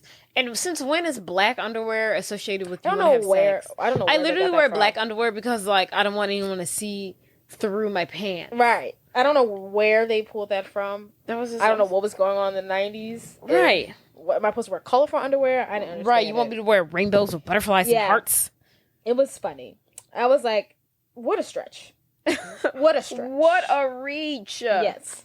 And then the next scene we have is Cameron and Michael are going to meet up with Patrick at his hangout spot, which apparently is a biker bar for whatever reason. So Cameron and Michael pull up on the back of Michael's motorbike, which I still think is He's so like funny. on a Vespa. It's like a Vespa. I don't know. I think it's funny that he drives that, because I just, to me, he's just take That's the bus. his means of transportation. Yeah, I just man. don't think he would drive that. I'm like, okay, Michael, whatever. So they arrive to the biker bar. They're clearly out of place. They're too young to be there, and they're not wearing enough black. So they go up to Patrick, and they tell him the new information that they found out about Kate. She hates smokers. And she likes pretty boys. Yes. And all this great information. Yeah, he likes pretty boys. She's really into angry music of the indie rock persuasion. Which leads them to say that, you know, Patrick, there's this band that she really likes that's going to be a club skunk tomorrow. Therefore, it's your favorite band. Therefore, you are going to this club tomorrow. Mm-hmm. And he's like, I can't be seen at Club Skunk. He's like, I can't risk it. Right. My social reputation depends on me never being seen at Club Skunk. The bikers can't know about Club Skunk, okay? But he doesn't want to go at first, but they tell him about the whole black panty things. You know what that means, Jade. So he's into it now. So the next scene, we're at Club Skunk. Patrick has arrived to the club. He looks really hot. I wrote this down because he has like leather black pants on. He looks hot. He literally looks the exact same that he's looked throughout the entire movie. Hotter. He's got these leather black pants. I don't know. He He's looks just so especially hot to handsome. you at Club Skunk. Yes. He literally wears the same outfit every No, it's freaking much scene. I don't think he wears leather pants. Usually just like cargo pants. The pants changed in the scene, but the top and the hair did not. Yes. Maybe I'm into pants. You don't know what I'm Okay, well, anywho, they're at Club Skunk. He sees Kate. She's in her element. She's the girl. Punk rock bands are performing. It's like it's an all girl band. Yeah, it's all girls in the club. Like there is not a man. He is literally the only man in the whole bartender. building. Him and the bartender are the only men in there. Yes, it is ladies' night at Club Skunk, and he is out of his element. Right. So he goes up to the bar. I think he orders a drink. And then while Kate is in or on the dance floor dancing with her female counterparts, she's like, I need some water. So she goes to the bar. She runs into Patrick. And she basically eyes him up and down. Is like, what are you doing here? And he's like, I come here all the time. I'm a huge fan of this band. And she's like, what's the name of the band? Ugh. Who cares? Sister Act? I don't know. Girl power. Right. Crooked Eiffel Tower. Who cares? Crooked Eiffel Tower. Bands be having the wildest names. Thank you. I saw that should be a drag. Oh, that's why you got it. That be a drag name. Yeah, that could Welcome be. to the stage. Crooked Eiffel Tower. Yeah. Welcome to the main stage. But anywho. So she's like, what are you doing here? And he's like, I love this band. I listen to them all the time. And so they have their little exchange. They have a brief moment. And then he's like, I saw you dancing up there. You never looked so sexy. And literally, when he says this, the music in the club turns off. Everybody hears, so everybody looks at them. And then they're kind of like embarrassed. But then he's basically like, please go to Boogie Longstein's party with me. And then she's like, I'll think about it. And she kind of walks off. I think it was so hot. He was like, you just look so sexy out there. I was like, I'd be like, thanks, babe. I loved it. Let's take it back to the crib. I didn't appreciate him. Like, she's living her best life. She's not looking for no man. She's dancing out at the club with her girls. And here come Heath Ledger with his drama, entering into her life, this toxicity. No. And I appreciate. Yes, Jade. He's not there on good intentions. Yes or no? I mean, he's not. But while he's there, you see him be like, I mean, he's this girl is actually kind of cute and fun. And I, even though I'm being paid to court her, I actually might like her. Right. But I just don't appreciate him coming into her life with some BS. Just destructing her. That's the point of the movie, Jordan. Yes. You do this every time. You're always like, why is this happening this way? It's for the sake of the movie. You're not thinking of the way I'm thinking of it. You're thinking of it in reality, but you need to start thinking it from this is a movie aspect. Yes, but if that was the case, we would never talk about anything. We'd be like, yep, and that's the way it is. I guess you're right. You're right. You got me there. You got me there. So he's like, hey, I'll see you tomorrow. I'm picking you up at 9:30. Right. So the next night is the night of Boogie's party. Yes. Bianca and Chastity are trying. I won't sing it. They're trying to sneak out past Bianca and Chastity, Gabrielle Union. They're trying to sneak out past, Bianca's dad so they can get to the party. Of course, the dad sees them and he's like, "Where are you going?" Yeah, he's like, "You should have gone through the window." Right. He's like reading his newspaper. He's like, "Should have gone through the window." He's like, "Y'all not slick enough. I see you." And then she's like, "Please, Dad, we're just going to this party. Everybody's gonna be there. Can I please go?" And he's like, "You know the rules. If your sister don't do it, you ain't doing it." Which is crazy because at what point was it, if your sister doesn't do it, you can't do it? Because at first it was just like, if your sister doesn't date, you can't date. But now it's literally like, if Kat doesn't breathe, you can't breathe. If Kat doesn't wipe her butt, you can't wipe your butt. That's also not fair because they're like in different grades. Like, why would she even? I mean, so it is a big party, so they're both going to this party. But like, why would she? In theory, might be going to different parties on different days, right? Because they're in different grades. Yeah, like Kat's a senior, she's a sophomore. Yeah, they have different social groups. Like prom, for example. Prom sometimes is on different days. Yeah. So why do I need to go? What? Like, okay, if I'm going to junior prom and Kat's going to senior prom, right? they're not on the same night. Exactly. So it's just like, Dad. Does she need to go to both the proms? Right, so I could go. Like, That's it's not ridiculous. making any sense.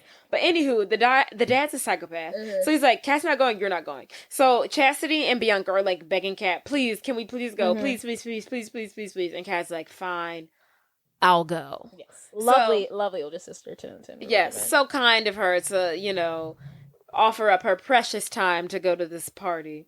So then the dad's like, okay, fine, you can go, but you have to put on the belly. So he goes into the closet, Right. he grabs this belly that literally has like these titties and like a 7-month-old belly attached to I her. think- So she has the feel and idea of what it's like to be pregnant, and so that she doesn't make bad choices. I think that dad must be like an OBGYN. Duh, Jordan. I never thought about that. I just thought he was a general doctor, but he's always In the scene, he's like, at one of the first scenes, he's like, do you want to, I was delivering a baby today. Do you want to know what the mother told me? I don't know, a male OBGYN, I guess that's the thing. Yes. My OBGYN is female. OBGYNs that are males are a bit perverted in my brain, but yeah, he's an OBGYN. Right. He delivers babies. So Kat, right when Kat agrees to go, I guess she must have forgot that her and Patrick had plans. So she's like ready to go out the door. And Patrick's like, you ready for the date? And she's like, oh yeah. She's like, oh yeah, I forgot I agreed to go Luckily to this he party. came when he came because she would have already like not have been there. Yeah. She completely forgot she agreed Yes. to go to this party with him. So she's like, ugh, I'll drive. Yeah. So they leave to go to the party. Now we're at the party. Yeah. So we're at the party. Mm-hmm. And then we see Michael and Cameron getting ready for the party. They're such nerds. They're adorable. They're so precious. They literally, Michael's putting on a tie. Cameron literally has like on a suit and a jacket and dress pants. They're putting on cologne. It's so adorable. Michael's like, how do I look? And Cameron's like, you look like my Uncle Mervyn. And it's just like, y'all are both nerds and y'all are both pitiful, and it's precious. Everybody in this movie has such a baby face, especially George. Joseph Gordon-Levitt. The babyest face. It is like He looks like an 8th grader. it's so adorable, and I cannot think how cute his little face is. And he's going to this party in his little suit. Why does he have a suit? Yes, and then Michael is literally like a nervous wreck. He's like, how do I look? How do I look? And then Cameron's so busy talking about Bianca, and then Michael like low-key has had enough of his shit. He's like, shut up! I'm tired of you talking about Bianca. Like, did we make this night about me for once? He's like, how do I look? I mean, it's basically his party, honestly. Literally, No one knows it, yeah, but it's when you his think about party. it is his party. He planned this. It's his freaking party. Okay, so now we're at the party. Yes. And then so there's a crowd of teenagers. I must say, if you want to have a good 90s teen drama coming of age film, For a house party. there must be 3 crucial elements. There has to be 4. 4. There needs to be a prom scene. Yes. There needs to be a house party scene. Yes. There needs to be a makeover. Yes. And there Mhm, needs to be a graduation. Yes. These 4 criteria must be... No, 3 of the 4 criteria must be met. there. But they didn't have a makeover or a graduation this one. Oh, you're right. But It's not a definitely- graduation then. It's a prom bet? scene. Is it a bet? A bet. No, it's not a bet. It's a house party. Maybe 2 out of the It's a 4? prom scene. Maybe a high school movie has to have at least 2 out of the 5. 2 out of the 4. 2 out of the 4. Okay. So 2. You throw bet in gotta have there? prom. Okay, we can throw no. Or maybe of that generation. I feel like all those generation movies were like bet. But okay, we don't have to put bet in there, right?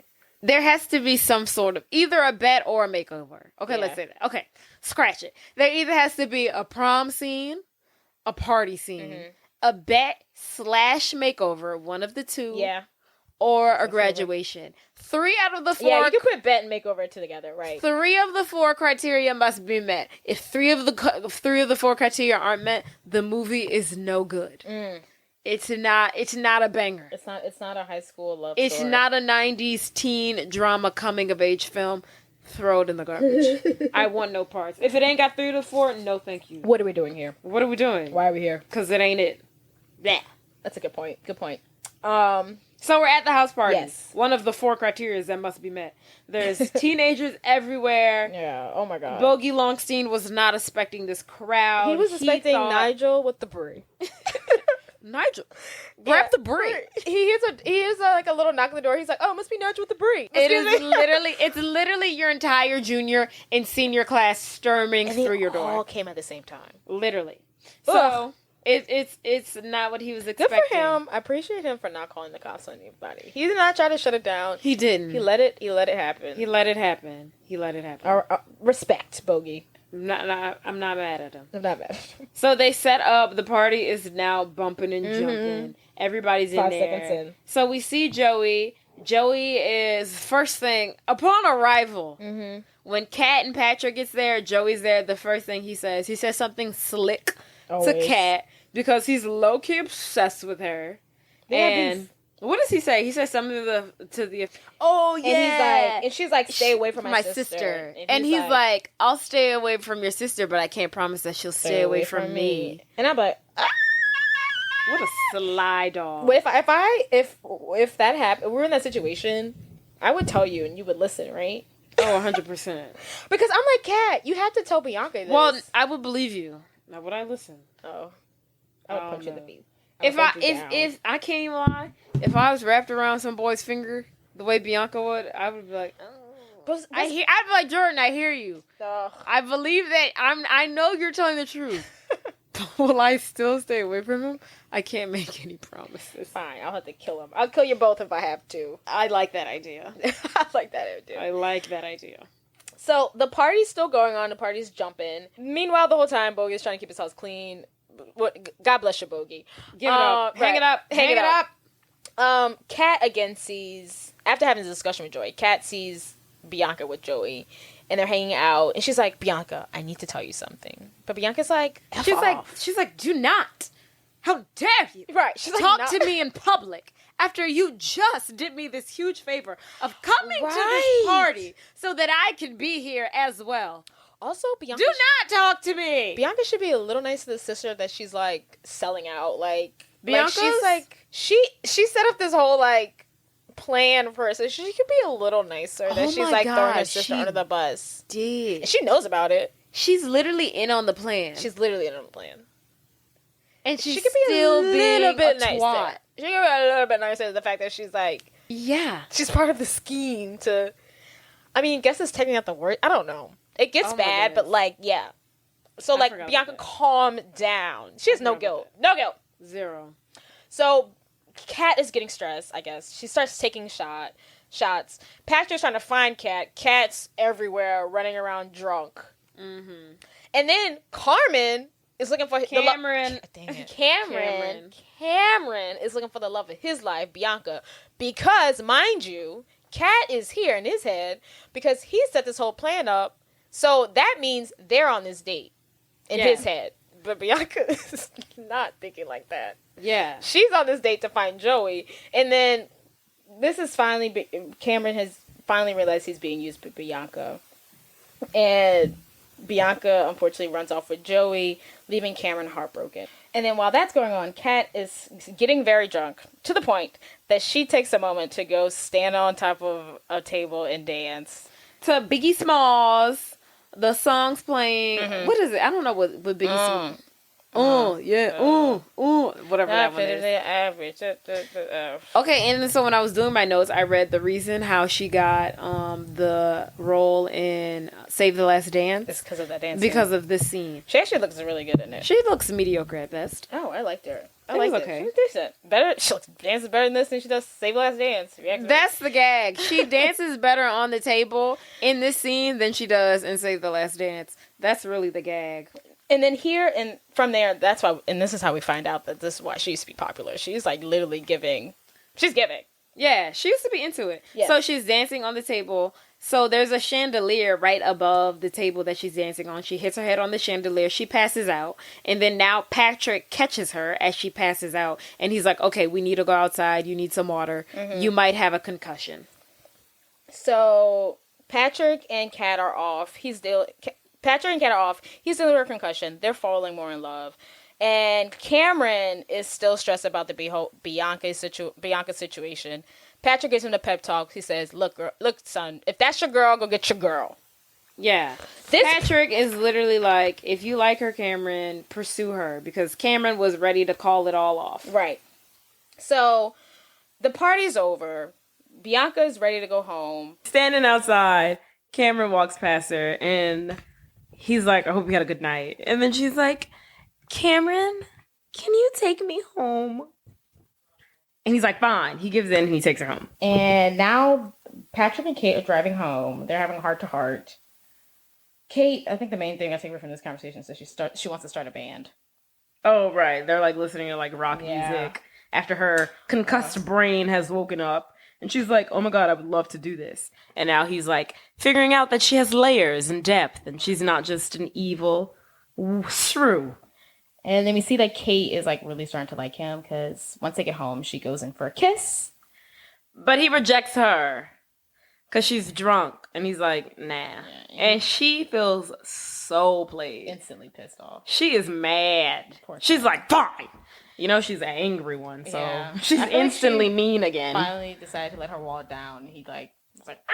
She's like, I just started believing that you were actually a good guy. And you denied me that love. So they end. Patrick goes home. And then Screw pull up car. We're back at Cameron and Bianca. Come on, phone car. And their night goes a little better. Yeah, they're outside of Bianca's house. He kind of clicks out on her a little bit. He's like, just because you're beautiful doesn't mean you can treat people just the way you want them to be treated or however you want them to be treated. Blah, blah, blah, blah, blah, blah, blah, blah, blah. Have you always been this selfish? And she's like, yeah. I mean, I don't like the way you're talking to me, but I like love the way you're talking to me. Yeah, so I guess her form of an apology to him was her kissing him. So she leans in, she kisses him. It's a nice little long lingering kiss. Very cute. They're like the cutest. Yeah, they're like adorable. I love them. And she kisses him, and then the kiss ends, and she literally says nothing, and she gets out of the car and walks away. And Cameron he tries to keep it cool, but he literally is like a little kid in a candy store. He's like, it's like he just won the Super Bowl. He's adorable. He's like, and I'm back in the game. That's what he says. I'm like, oh. Yes, and he's so excited. It's so precious. So the next day is Monday, and we're back in English class. We're at school. Yes. And of course, everyone's making fun of Kat for like her little outbursts, especially Joey. He's like eating that crap up. He's like, ooh, hot mama. Yeah. Gonna give us another show. He's such a douche. He is such a douche. Also, here we learn like they have an assignment. They have to do like this Shakespearean poem that comes up later in the movie, but that's the only like tidbit I get from the scene. Yeah, and she's really excited about the assignment. She understands the assignment. Right. Even the black teacher does like a little rap that like gets them all excited.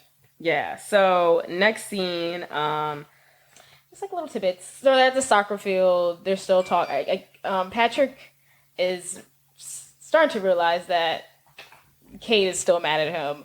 He's getting more confirmation that Kate's mad at him when she kicks a soccer ball in his direction. Yeah, she's giving him the cold shoulder. Yeah, it's more like a recap of the weekend. And he's in the pits because he did not kiss her. He is in the doghouse. Yeah, he's in the doghouse. He's in the doghouse. And he's trying to like talk to her, and she is just not having it. Mm-mm. That happens, and then Joey's talking to Bianca at like, do you remember she's doing archery? And she's like, oh yeah, there's a lot of back and forth scenes here. Yeah. So we just finished with the scene realizing that Kat is still mad at Patrick. Mm-hmm. Now Bianca is at PE. First of all, taking archery. This school is huge. Yeah, it's big and it's like a castle. It's a real school, and it's a real school. This is not a college where they filmed this movie at. This isn't a university. This is an actual high school, real school, and it looks like a castle. It's gorgeous. I don't know if I mentioned that already, but I wanted to point that out. Yeah, so Bianca, she's at PE playing archery, and then Joey comes up and he asks her. Does he ask her to prom? I think he's like, "Get your prom dress ready, baby. I got your sister a date." Like, oh yeah. Because he thinks he sealed the deal between Patrick and Kate after this party. Because he's after the party, she's like, oh, they're definitely done. Right. So he's like, get your affairs in order, honey. We're going to prom together. Which is funny because I guess this is the closest way he asks her because he doesn't even ask her. He just like tells her. He's like, obviously you want to go to prom with me. Yeah. Go buy the dress. But he doesn't know that she's like literally in love with someone else. Right. And she doesn't tell him either. Yeah, she's just kind of like, okay. She's like, okay, whatever. She's like, whatever. And then after that, Joey goes up to Patrick and is like, hey, I need you to take her to prom. You know, here's another, I don't know, 50, 100, blah, blah, blah. But Patrick's like, no, at this point. He's like, I'm starting to like her. I'm done with your reindeer games. He's like, I'm not doing this scheme no more. But then Joey offers him $300 and he's like, oh, you know, $300 in 1999. Patrick's like, I'm poor. It sounds pretty good. Is he poor? I was wondering that. I was like, you know, is his character poor? Yeah, I'm like, does he need this money? He probably isn't. To go to a high school in Seattle that looks like a medieval 1800 castle, right. You probably have to have a little money in your pocket. And then, even if it is public school, I don't care. If you live in that district where that high school is, you got some coin in your pocket. Right, and especially when we find out his background, I'm like, okay, sir, you have money. But $300 nonetheless is offered to him to take Kat to prom, and yes, he was a little hesitant at first, but then he's like, all right, I love the money, sure. Yes. So now he has to get her to like actually talk to him again. And he's discussing with Patrick and Cameron in the cafeteria. And they're basically like, hey, you need to like, you've embarrassed her. You have to put yourself out there now. And I guess he takes the advice because once the next scene, we see him like walking down the cafeteria, meeting with this random guy and slipping him some money. And he gets some keys from him. Yes, get some keys from him. In him. exchange for some keys. What is he up to? I don't know. We don't know. We will find out shortly in a couple of moments. Yes. So the next scene, we're back outside in the soccer field, and we see Patrick. Kate's at soccer practice, and we see Patrick like in the like audio room of like the okay. room. So that you know how like every high school, well not every high school, high schools that have stadiums, they have the little announcer room where the sport commentator speaks or whatever. Sports up there, so you can hear all of the commentary from the megaphones in the stadium, yada yada yada. So he's in that little room. And we see him like gearing up, prepping some music, and he comes out, starts singing to "You're Just Too Good to Be True. Can't take my eyes off of you. You'll be like heaven to touch. I wanna hold you so much. I think my lucky stars I'm alive." Okay, I was like, how much of the words do you know? Yes. Surprised. But so he starts singing "You're Too Good to Be True" by whatever bands, and he is serenading her on the bleachers of the football field. In front of everybody. In front of everybody, the whole school. He's like literally putting on a show. He's getting her attention. He's also getting the attention of the security guards. And yes. Like, so at this point, he's like basically trespassing, and obviously he shouldn't be doing this. So while he's singing the song, he's also being chased in the bleachers by the security guards. But he doesn't give up. He stays singing. He stays performing. And Kat is literally eating it up. She is. Honestly, if I was a security guard, I'd be like, oh, we have to stop him from singing right now. I know. I would have been like, let's just let him finish. Right. It's a 3-minute song. Or just go turn the mic off. Right. Just turn the music off. Done. So eventually they do get a hold of him. I think they like low-key tackle him to the ground. Yeah.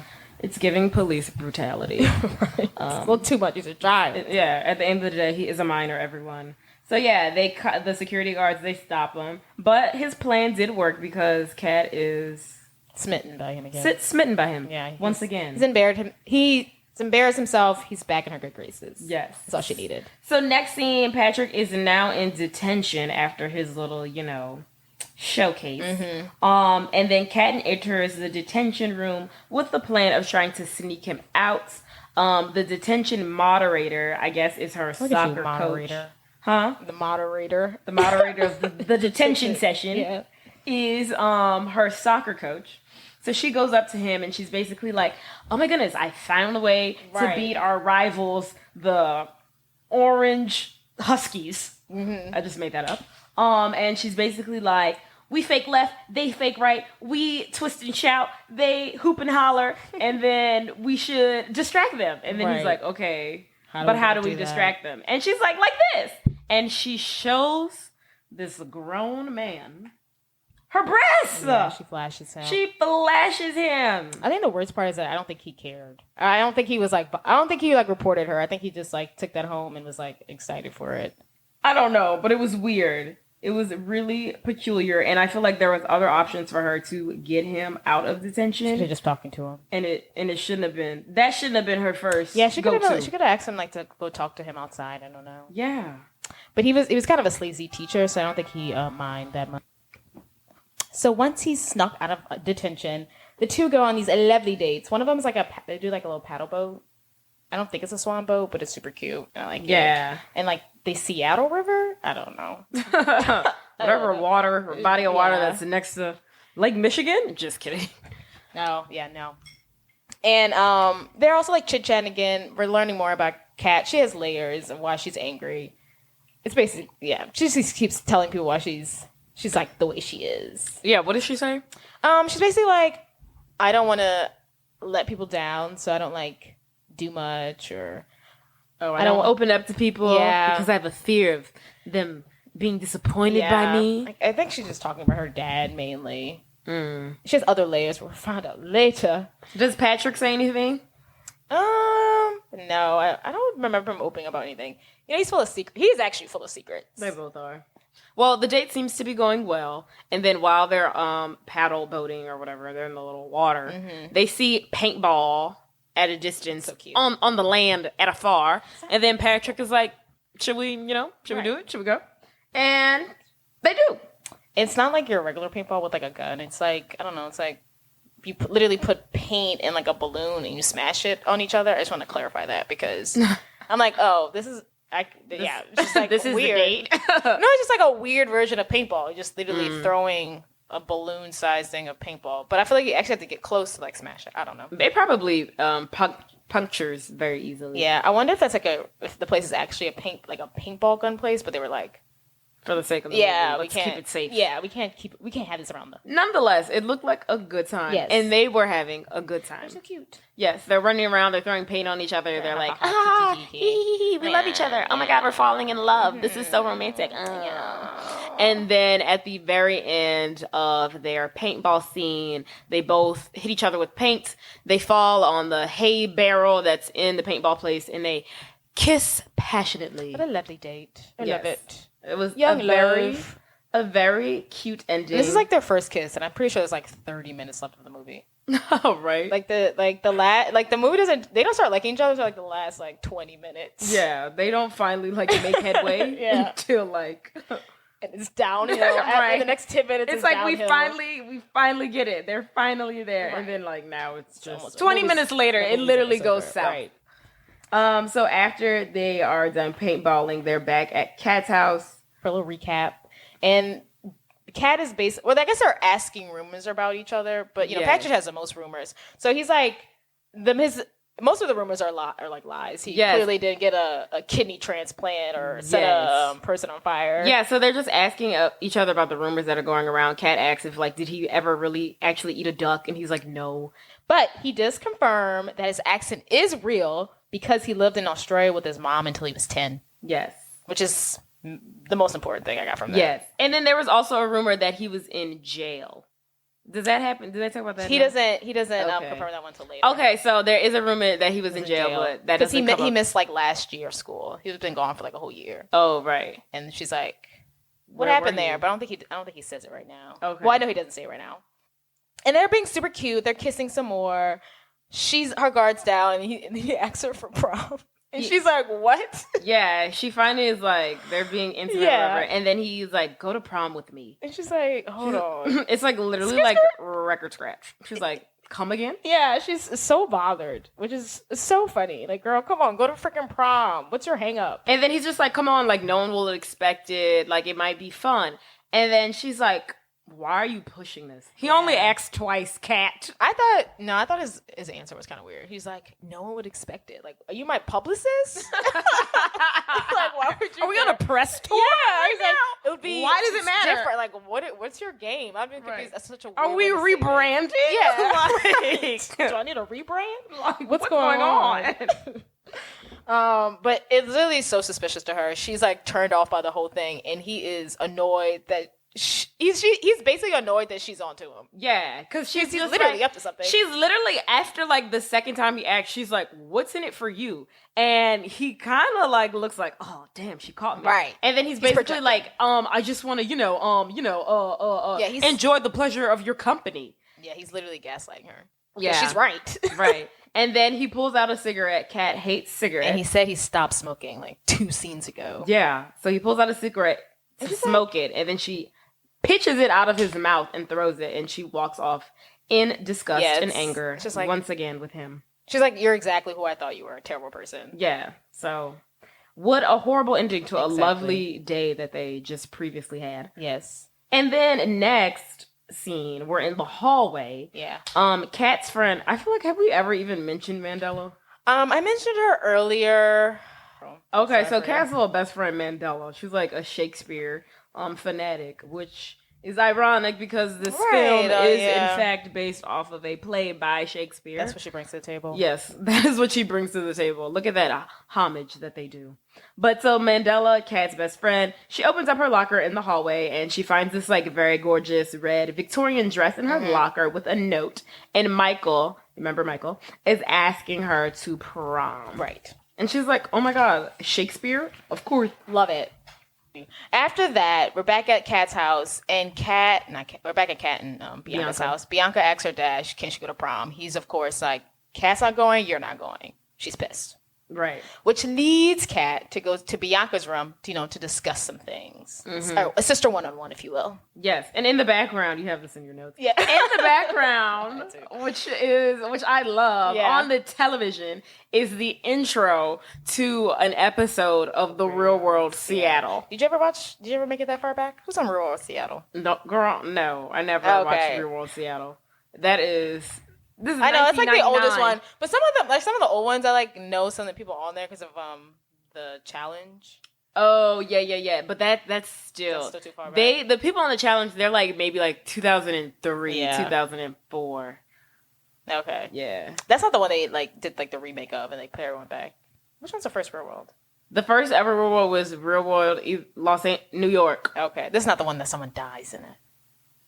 I know one of the earlier ones. Someone died, it's dinosaur. Someone on the first season of the Real World New York, he had AIDS. So he's dead now. R.I.P. Yeah. So that was on the show. Yeah. That was the 90s AIDS huge thing. Yeah. That was groundbreaking. I love the Real World. They need to bring it back. That was real. That was literally one of the best reality TV shows that ever existed. And it started going downhill when they started trying to add all these extra elements to the freaking show. Like one season they wanted to bring the castmates' exes into the house to live with them. That was so stupid. That's when they were like, the ratings are low, babe. We gotta try to bring right. Yeah, it was just in the show, you gotta end it in the heights. So Kat comes to Bianca to talk about prom, and Kat is there to reveal her biggest, darkest secret. And that is that her and Joey the narcissist. You didn't say it yet. Yeah. The preparation. I'm shocked. That got to you, huh? That her and Joey, the narcissistic rich boy, used to date in 9th grade. And not only that, she lost her virginity to him. It ain't so. She had sex with that monster. Oh my God, he's so hot. Stop. He is. He's so hot. He's so and they were on the same popularity. Yes. So she used to be popular, and so basically, Kat is telling Bianca that it was right after mom had left.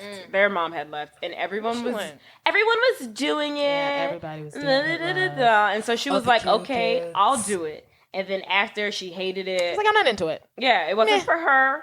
She wasn't into him, probably. Fine, yeah. She wasn't into. Yeah, I did it. Not into it right now. She wasn't feeling it, and she vowed to herself after that she would never do anything again just for the sake of other people doing it. And that's why she's the way she is. And that is why she is the way she is. And the reason why she hates Joey is because he broke up with her moments later. After she was like, I don't want to do this again. Like, no, thank you. He's like, he's like, you're not giving up the punani? He's like, we're done here. It's a no for me, dog. Yes. And then Bianca basically is like, okay, well, why hasn't he told me? Yeah. And then Kat's like, I swore him to secrecy because if he ever told anybody, I would reveal how small his penis was. Right. So we love that for her. And Bianca's most important question, she's like, why did you never tell me? Why, we're sisters. Why don't I know this? This is someone I'm also dating, trying to date right now. Right. Why would you not tell me this? And Kat's like, well, I wanted you to make up your mind about Joy yourself, and I'm just trying to protect you and all this crap. Bianca's not buying it. She's not here for it. She's like, what the hell? I'm a grown adult, and the reason why you're so standoffish is messing up my social life. Right. She was just like, I'm not... Your math ain't mathing here, Yeah. honey. I'm not here for it. You suck, basically. Suck. Right. Is what Bianca is telling her. And she storms out. And Kat's like... That didn't go. She's like, I didn't go the way I expected it to. She's like, well, this went south. Yeah. That is not the conversation that Kat thought they were going to have. But it was. Which is funny, because I'm pretty sure this all happens in the same day, because I'm pretty sure prom is that night. Am I tripping? Oh my God, is it? I think it is. Ugh. No way it's that night. I think it is. I was watching it. I was like, it's probably the same night, because I'm pretty sure she has like the same clothes on. If it's not the same night, it's literally the next night. It's so hard. It's not like a week later. It's like tomorrow. So how long time has passed, it's officially prom night. Prom tonight. Do, do, do, do. Prom. That's from... Not another teenage It's movie. on Netflix. If you've never seen it, it's hilarious. Go watch. So now we see Kat coming downstairs in his blue prom dress. She's saying, bye, Dad, going to prom. Her dad's like, LOL. And then he sees Bianca come downstairs in a pink dress. And he's like, what the hell is happening? Right. And he's like... What's going on? How it's happening? He's like literally having like a minor seizure. Yeah. And his brain is malfunctioning. So mad that... And he's like, not y'all are going to prom. Exactly. So Bianca like breaks it down to him. You know, Kat's got a date. I got a date. You remember that's the rule. That's the Dad. rule. Sorry, Dad. And Cameron has arrived at the door to pick her up, and they're off. Dad is pissed. Yeah. Like, So Bianca and Cameron are out the door. And Does Kat leave by herself? She leaves by herself. Okay.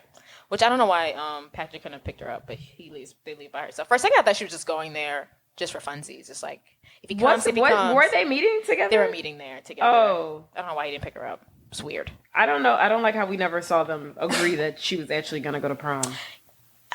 Right. Did she have his number? I don't know. I feel like they weren't meeting. I think she was going by herself. No, when she sees him, she's like, hey. Oh. He meets at the top of the stair where it's ready for her. Okay. I suppose. Yeah. So it's prom.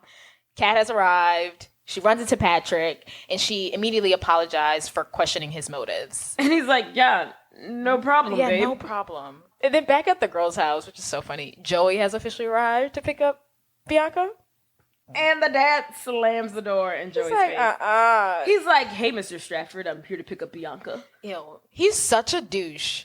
Oh, absolutely. The way he said that, I'm like, hey, Mr. Stratford, ugh. I'm here to pick up Bianca. He said it just like him. I hate that. I know. And he has a white tux on, which makes it worse. It looks like really nice, but like, who wears a white tux? Who wears a white tux? But unbeknownst to him, Bianca has already left. She already got a date, boy. Another thing that happens, Mandela. Back at prom. Yeah, back at prom. We're talking about Mandela. She's Kat's best friend. She's also falling in love with Michael. Oh, yeah. Yeah, I just wanted to throw that in there. I was like, no, William, but his name is literally Michael. Yeah, his name is Michael, but she's referring to him as William Shakespeare. As in William Shakespeare. So yeah, they have a little moment as well. She's looking for him on the dance floor. Right. They lock eyes. They have their little cute little moment. Good for Michael. He's finally getting some love and affection. I'm happy for him.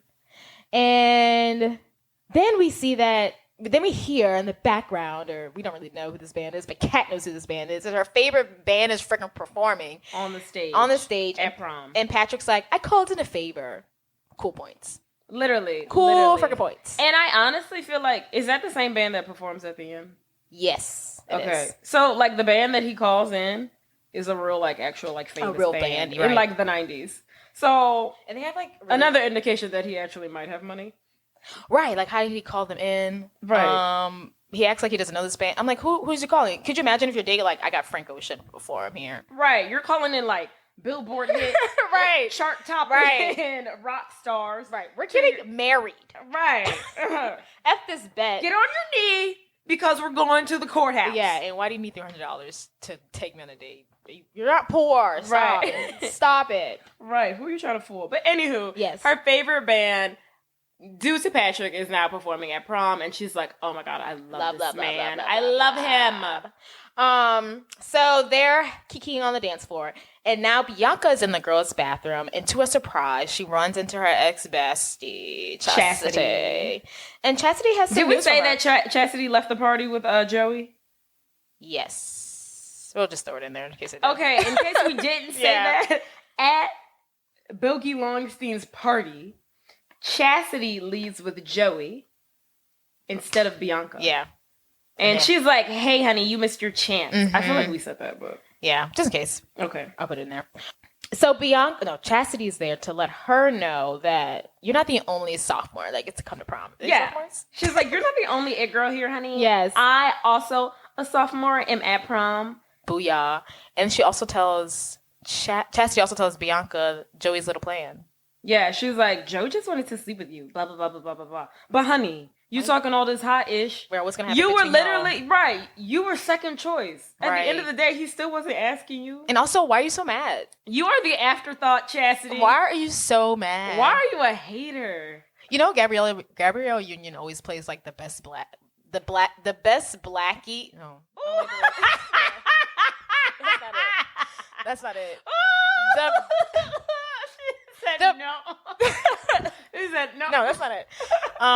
I want to say the best black friend, black girl. I'm not saying it right. The best friend that's a black girl. I don't know. In a lot of movies from that time. Yeah. Well, I feel like this, and then she's all that. And I always get when movies she plays like the mean nice one, and which is the mean one. Yeah, 10 Things I Hate About You. She's the mean one, and then she's all that. She's nice, and always throws. And it doesn't look good on her, and she's all that. Her being nice, it doesn't. It's right. It seems calculated. Yeah, I was just like, why aren't you a little bit more? Right. I think she should be. I think she should have been a nice girl on this one and mean, and she's all that. Maybe so. I think it would have fit. Maybe so. I agree. Yeah. Anywho, I don't know why. And then also, since we're on the topic, and then Mandela, she's in another 90s movie, you know, Drive Me Crazy. Yes. So in this one, she's nice, and she plays the best friend, and Drive Me Crazy. Oh, okay. She plays the best friend, and she's mean. Or vindictive, you know. You think it's a nice fit? Yes, I think she plays both roles well. Okay, good. Yeah. I like her in this movie. Yes. Shout out to Mandela. Yes. But anywho, Chastity is hating from inside the club. Right. What's your problem? What's your beef? And then back on the dance floor, Kat and Patrick are cutting a rug. They look so cute. They're having a good time. Kat has let her hair down. The girl can dance. Yes, he's like twirling her around. He's like dipping her. You know. Yeah, they're having a great time. They're owning the stage. The stage. The dance floor. And this is where Patrick reveals to her that he was in Milwaukee last year. Yes. He was not in jail. He was not incarcerated. Yes. He spent his summer. None of the rumors are true. None of the rumors are true. I didn't go to jail. He spent his summer sleeping on his grandfather's couch, eating SpaghettiOs because his grandfather was like sick. Oh, yeah. And he was taking care of him. I wonder if his grandpa died. Probably. Oh. Dead. Death. So just when you thought everything was going great, enters a man. And a man? Another male. Joey enters the picture and is very upset because, you know, he's finally at prom without Bianca. Yes. And goes up to Patrick. Because the whole point of this, he was supposed to be at prom with Bianca, with his girl. So he could like basically sleep That's what he's been slugging out $100s and $300 bills for. Yes. 300. So he confronts Patrick and he pulls him and he's like, hey, I haven't been paying you all this money to take out this B word in regards to Kat. So loudly. Right. They're like literally 5 feet away. Yeah. And as soon as he says that, Kat like turns and like, excuse me, what's going on here? She doesn't even question it. She's like, oh. Yeah. It's like a light bulb. She's not even like, what happened? She's like, uh-huh. Yeah. Uh-huh. I don't even need to hear anymore. Exactly. So Joey's like, I haven't been paying you all this money to take out this girl for me to show up to prom empty-handed without Bianca. Yes. And then Patrick's like, hey, calm down, bro. You're speaking really loudly right now. It's too late. He's like, lower your voice, please. It's too late. It's literally a 5-second scene and just like covers blood. Yes. Cat's out of the bag. Oh. Yeah, right. When you said that, I was like... no pun intended. There you go, cat's out of the bag. But the cat is out of the bag. Cat now knows that Patrick's intentions were in fact not pure. Yes, they weren't. And Cat runs off. Patrick follows. And while they're doing that, Carmen, I want to say it so bad. Cameron and Michael go up to confront Joey for whatever reason. Yeah, and they're like, "Hey, man, You can't be mad. yeah." They're like, "Hey, Yeah. Immediately, Joey pushes Michael to the ground. It's so funny. It's like instantly he's like coming up. He's like, shoop. and then Cameron's like, "Hey, Right. that's enough." That's my friend. And I think Cameron was gonna like calm down the situation, walk away. But then Joey calls Bianca a bitch. He likes to call the women the B words a lot. Yeah, in this he movie. likes to call a woman outside. He said her it like name. 5 times. He called every one of them, both of the sisters, a B word Yeah. a couple times. So And then Cameron's like, "Don't talk about my girl." Yeah. And he's like, "That's enough." And then Joey literally punches the poor, helpless, useless, scrawny little boy in the face. yes, but Bianca comes to his rescue. Yes, Bianca is the knight in shining armor, Right. in this scenario, and she turns to Joey and she's like, "Hey!" And then so she kicks him in the groins, and then she's like, "That's for hitting my date." Then what does she do next? She punches him on the like right side. Okay, so she hits him in the groin. She's like, "That's for making my date bleed." She punches him. She hits him with a left hook. Yeah. And she's like, "That's for my sister." And she hits him with a right hook. And she's like, "That one's for me." And then Joey falls to the ground. Also- And then he's like, "God damn it, Bianca, you know I'm shooting a nose ad tomorrow." No, it's just why he's laying on the floor. Bianca and Cameron start kissing and they're in love. They're like the greatest couple. They're couple. so I think adorable. they're the best couple in this Yeah. whole movie. Forget Favorite Kat couple. and Patrick. So outside of prom, Kat and Patrick are yelling, and she's basically like confronting him about the fact he only went out with her, to get paid. And not only did he get paid to go out with her, he got paid by her biggest enemy, which is the true betrayal. Right. It wasn't just anyone; it was Joey. Joey out of all freaking people. Literally, Could have so- been the devil, and I would have preferred it. That is really like the biggest portrayal to her, and he's trying to like calm her down, Yeah, and calm he's her down. trying to like plead his case, and he's like, "I love you." It's like I'm not buying it, dude. And then she's like, "Boy, get away from me." Boy, and then bye. he tries to kiss her, and he's like, does try to kiss he her. like forces his face on her, and she's like, "Literally, get off of me!" Right. Like literally, you think I would be the type to fall for that? Get Right. away, yo. It doesn't work. His last attempt at like trying to solve Yeah. the situation does not work. So the next day, we're back at the girls' house, and Bianca and Kat are getting along swell. They're hanging out outside, and then Cameron has come to pick up Bianca to go on a date. They're going sailing. Yes. So they're off being super cute. And Kat's dad has come outside to talk to her, just about, his feelings and how prom went. And he's very proud to hear that Bianca punched the crap out of someone. Right. The dad expresses his sadness that, one day his girl has to leave because he still has trauma and still processing the fact that his wife left him. I wonder why she left. I wonder why she left. She's so rich. Right. Look at that mansion of a So house rich. that they live in. And then the house is next to the water. Oh, is it? Yeah, I don't know why she would run away. Seems like she had a decent life. If anything, she could divorce him Yeah, and take you the money. probably don't work. You live in this Right. lovely home. You got 2 cute daughters. I wonder how she's Yeah, doing. your husband's kind of janky, but girl, look at the house you live in. Right. Whatever. Ungrateful. Ungrateful. And then he basically gives his blessing for her to go to Sarah Lawrence. Yes. She's so excited. And she's so excited. Sarah Lawrence is an all-girl liberal arts college. I wonder what's gonna happen between her and Heath. Are they still gonna date? Oh, yeah. I mean, because he's not going to college. Yeah. He can't. He's not definitely. going to college. I'm hoping he's a year behind because he needs to be like a freaking junior, honestly, because he missed the school. Yeah, he does. But anywho, So next day, we're at English class. Patrick has finally showed up for class. He's actually sitting there because they have English class together. he's usually actually in doesn't his come. class, but he's literally never in it. Yeah, he really isn't going to graduate. I forgot he actually doesn't even come to class. Yeah. The black teacher is very happy to hear that Joey got his comeuppance. Yeah. As a black guy the next day. Yeah, Joey has a black eye and it's written all over his face. Yeah, he's wearing like sunglasses. It's hilarious. Mm-hmm. But today's the day the students present their little Shakespeare poems. I've written down Kat's, Please recite it. but I didn't want to say the whole thing because I think you should. okay, I deleted it. I deleted half of it. I'm gonna try to like do it the way she does it. I hate the way you talk to me and the way you cut your hair. I hate the way you drive my car. I hate it when you stare. I hate your big dumb combat boots and the way you read my mind. I hate you so much it makes me sick. It even makes me rhyme. I hate it when you're always right. I hate it when you lie. I hate it when you make me laugh. Even when you make me cry. I hate it when you're not around and the fact that you didn't call. But most, I hate the way I don't hate you. Not even close. Not even a little bit. Not even at all. Bro, thank you. This is so lovely. Love is so lovely. I do want to say, I read that she didn't plan on like crying in it, but she was like halfway through, she got just like really emotional and she started crying. They did like one shoot.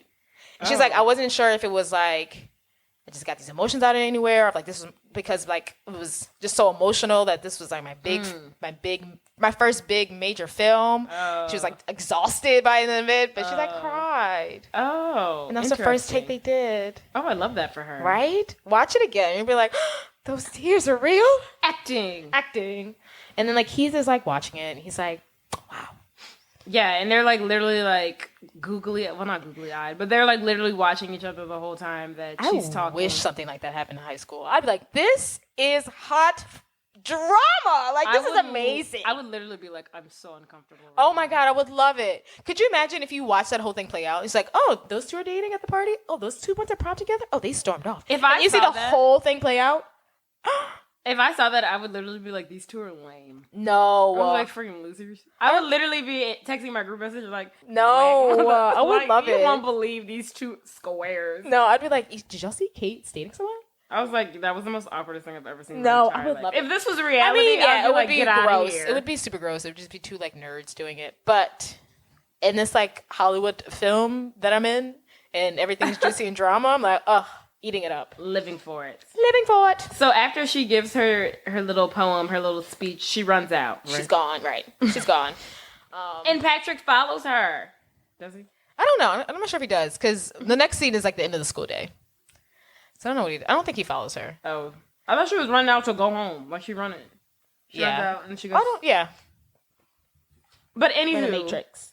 So she goes to her car. Yes. Right? Yes. School parking lot. So she goes to the school parking lot. She goes to her car.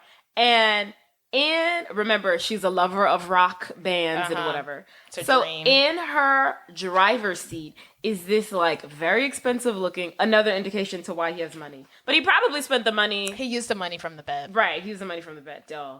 So in the driver's seat is this very expensive, like, electric guitar. It's like white. It's really cute. It's white. It's nice. That we've seen her, like, oogle and ogle at in prior scenes. So he bought this guitar for her using the money that he got from the bet. Yeah. Which is the least he can do. So she, like, looks at it. She's, like, in awe, and she picks it up. And then when she turns around, Patrick is, like, standing behind her. And I guess she pretty much just forgives him. Yeah. And she was like, you think just because you can buy me a guitar that I'll forgive you? Every time. Right. Yeah. There's not that many guitars. He's like, I'm going to buy you a whole band set. Yes. That's what he says. But then they kiss. Ultimately, she forgives him and they kiss. And that's it. And then while they're kissing, in the background, the song, I want you to want me, I need you to need me. Right. So that song is playing in the background, and we see the band that's been like throughout the whole movie. Like the band that played at prom and stuff. They're playing on top of the school. I bring that up because I also read that it was very expensive. And like the director told them, you have to get this right. Every time this helicopter takes off to record y'all, it's $500,000. I don't understand how though. I don't understand. I was like, he's got to be a little. He's $500,000 for a helicopter to take off. A helicopter ride is like $600.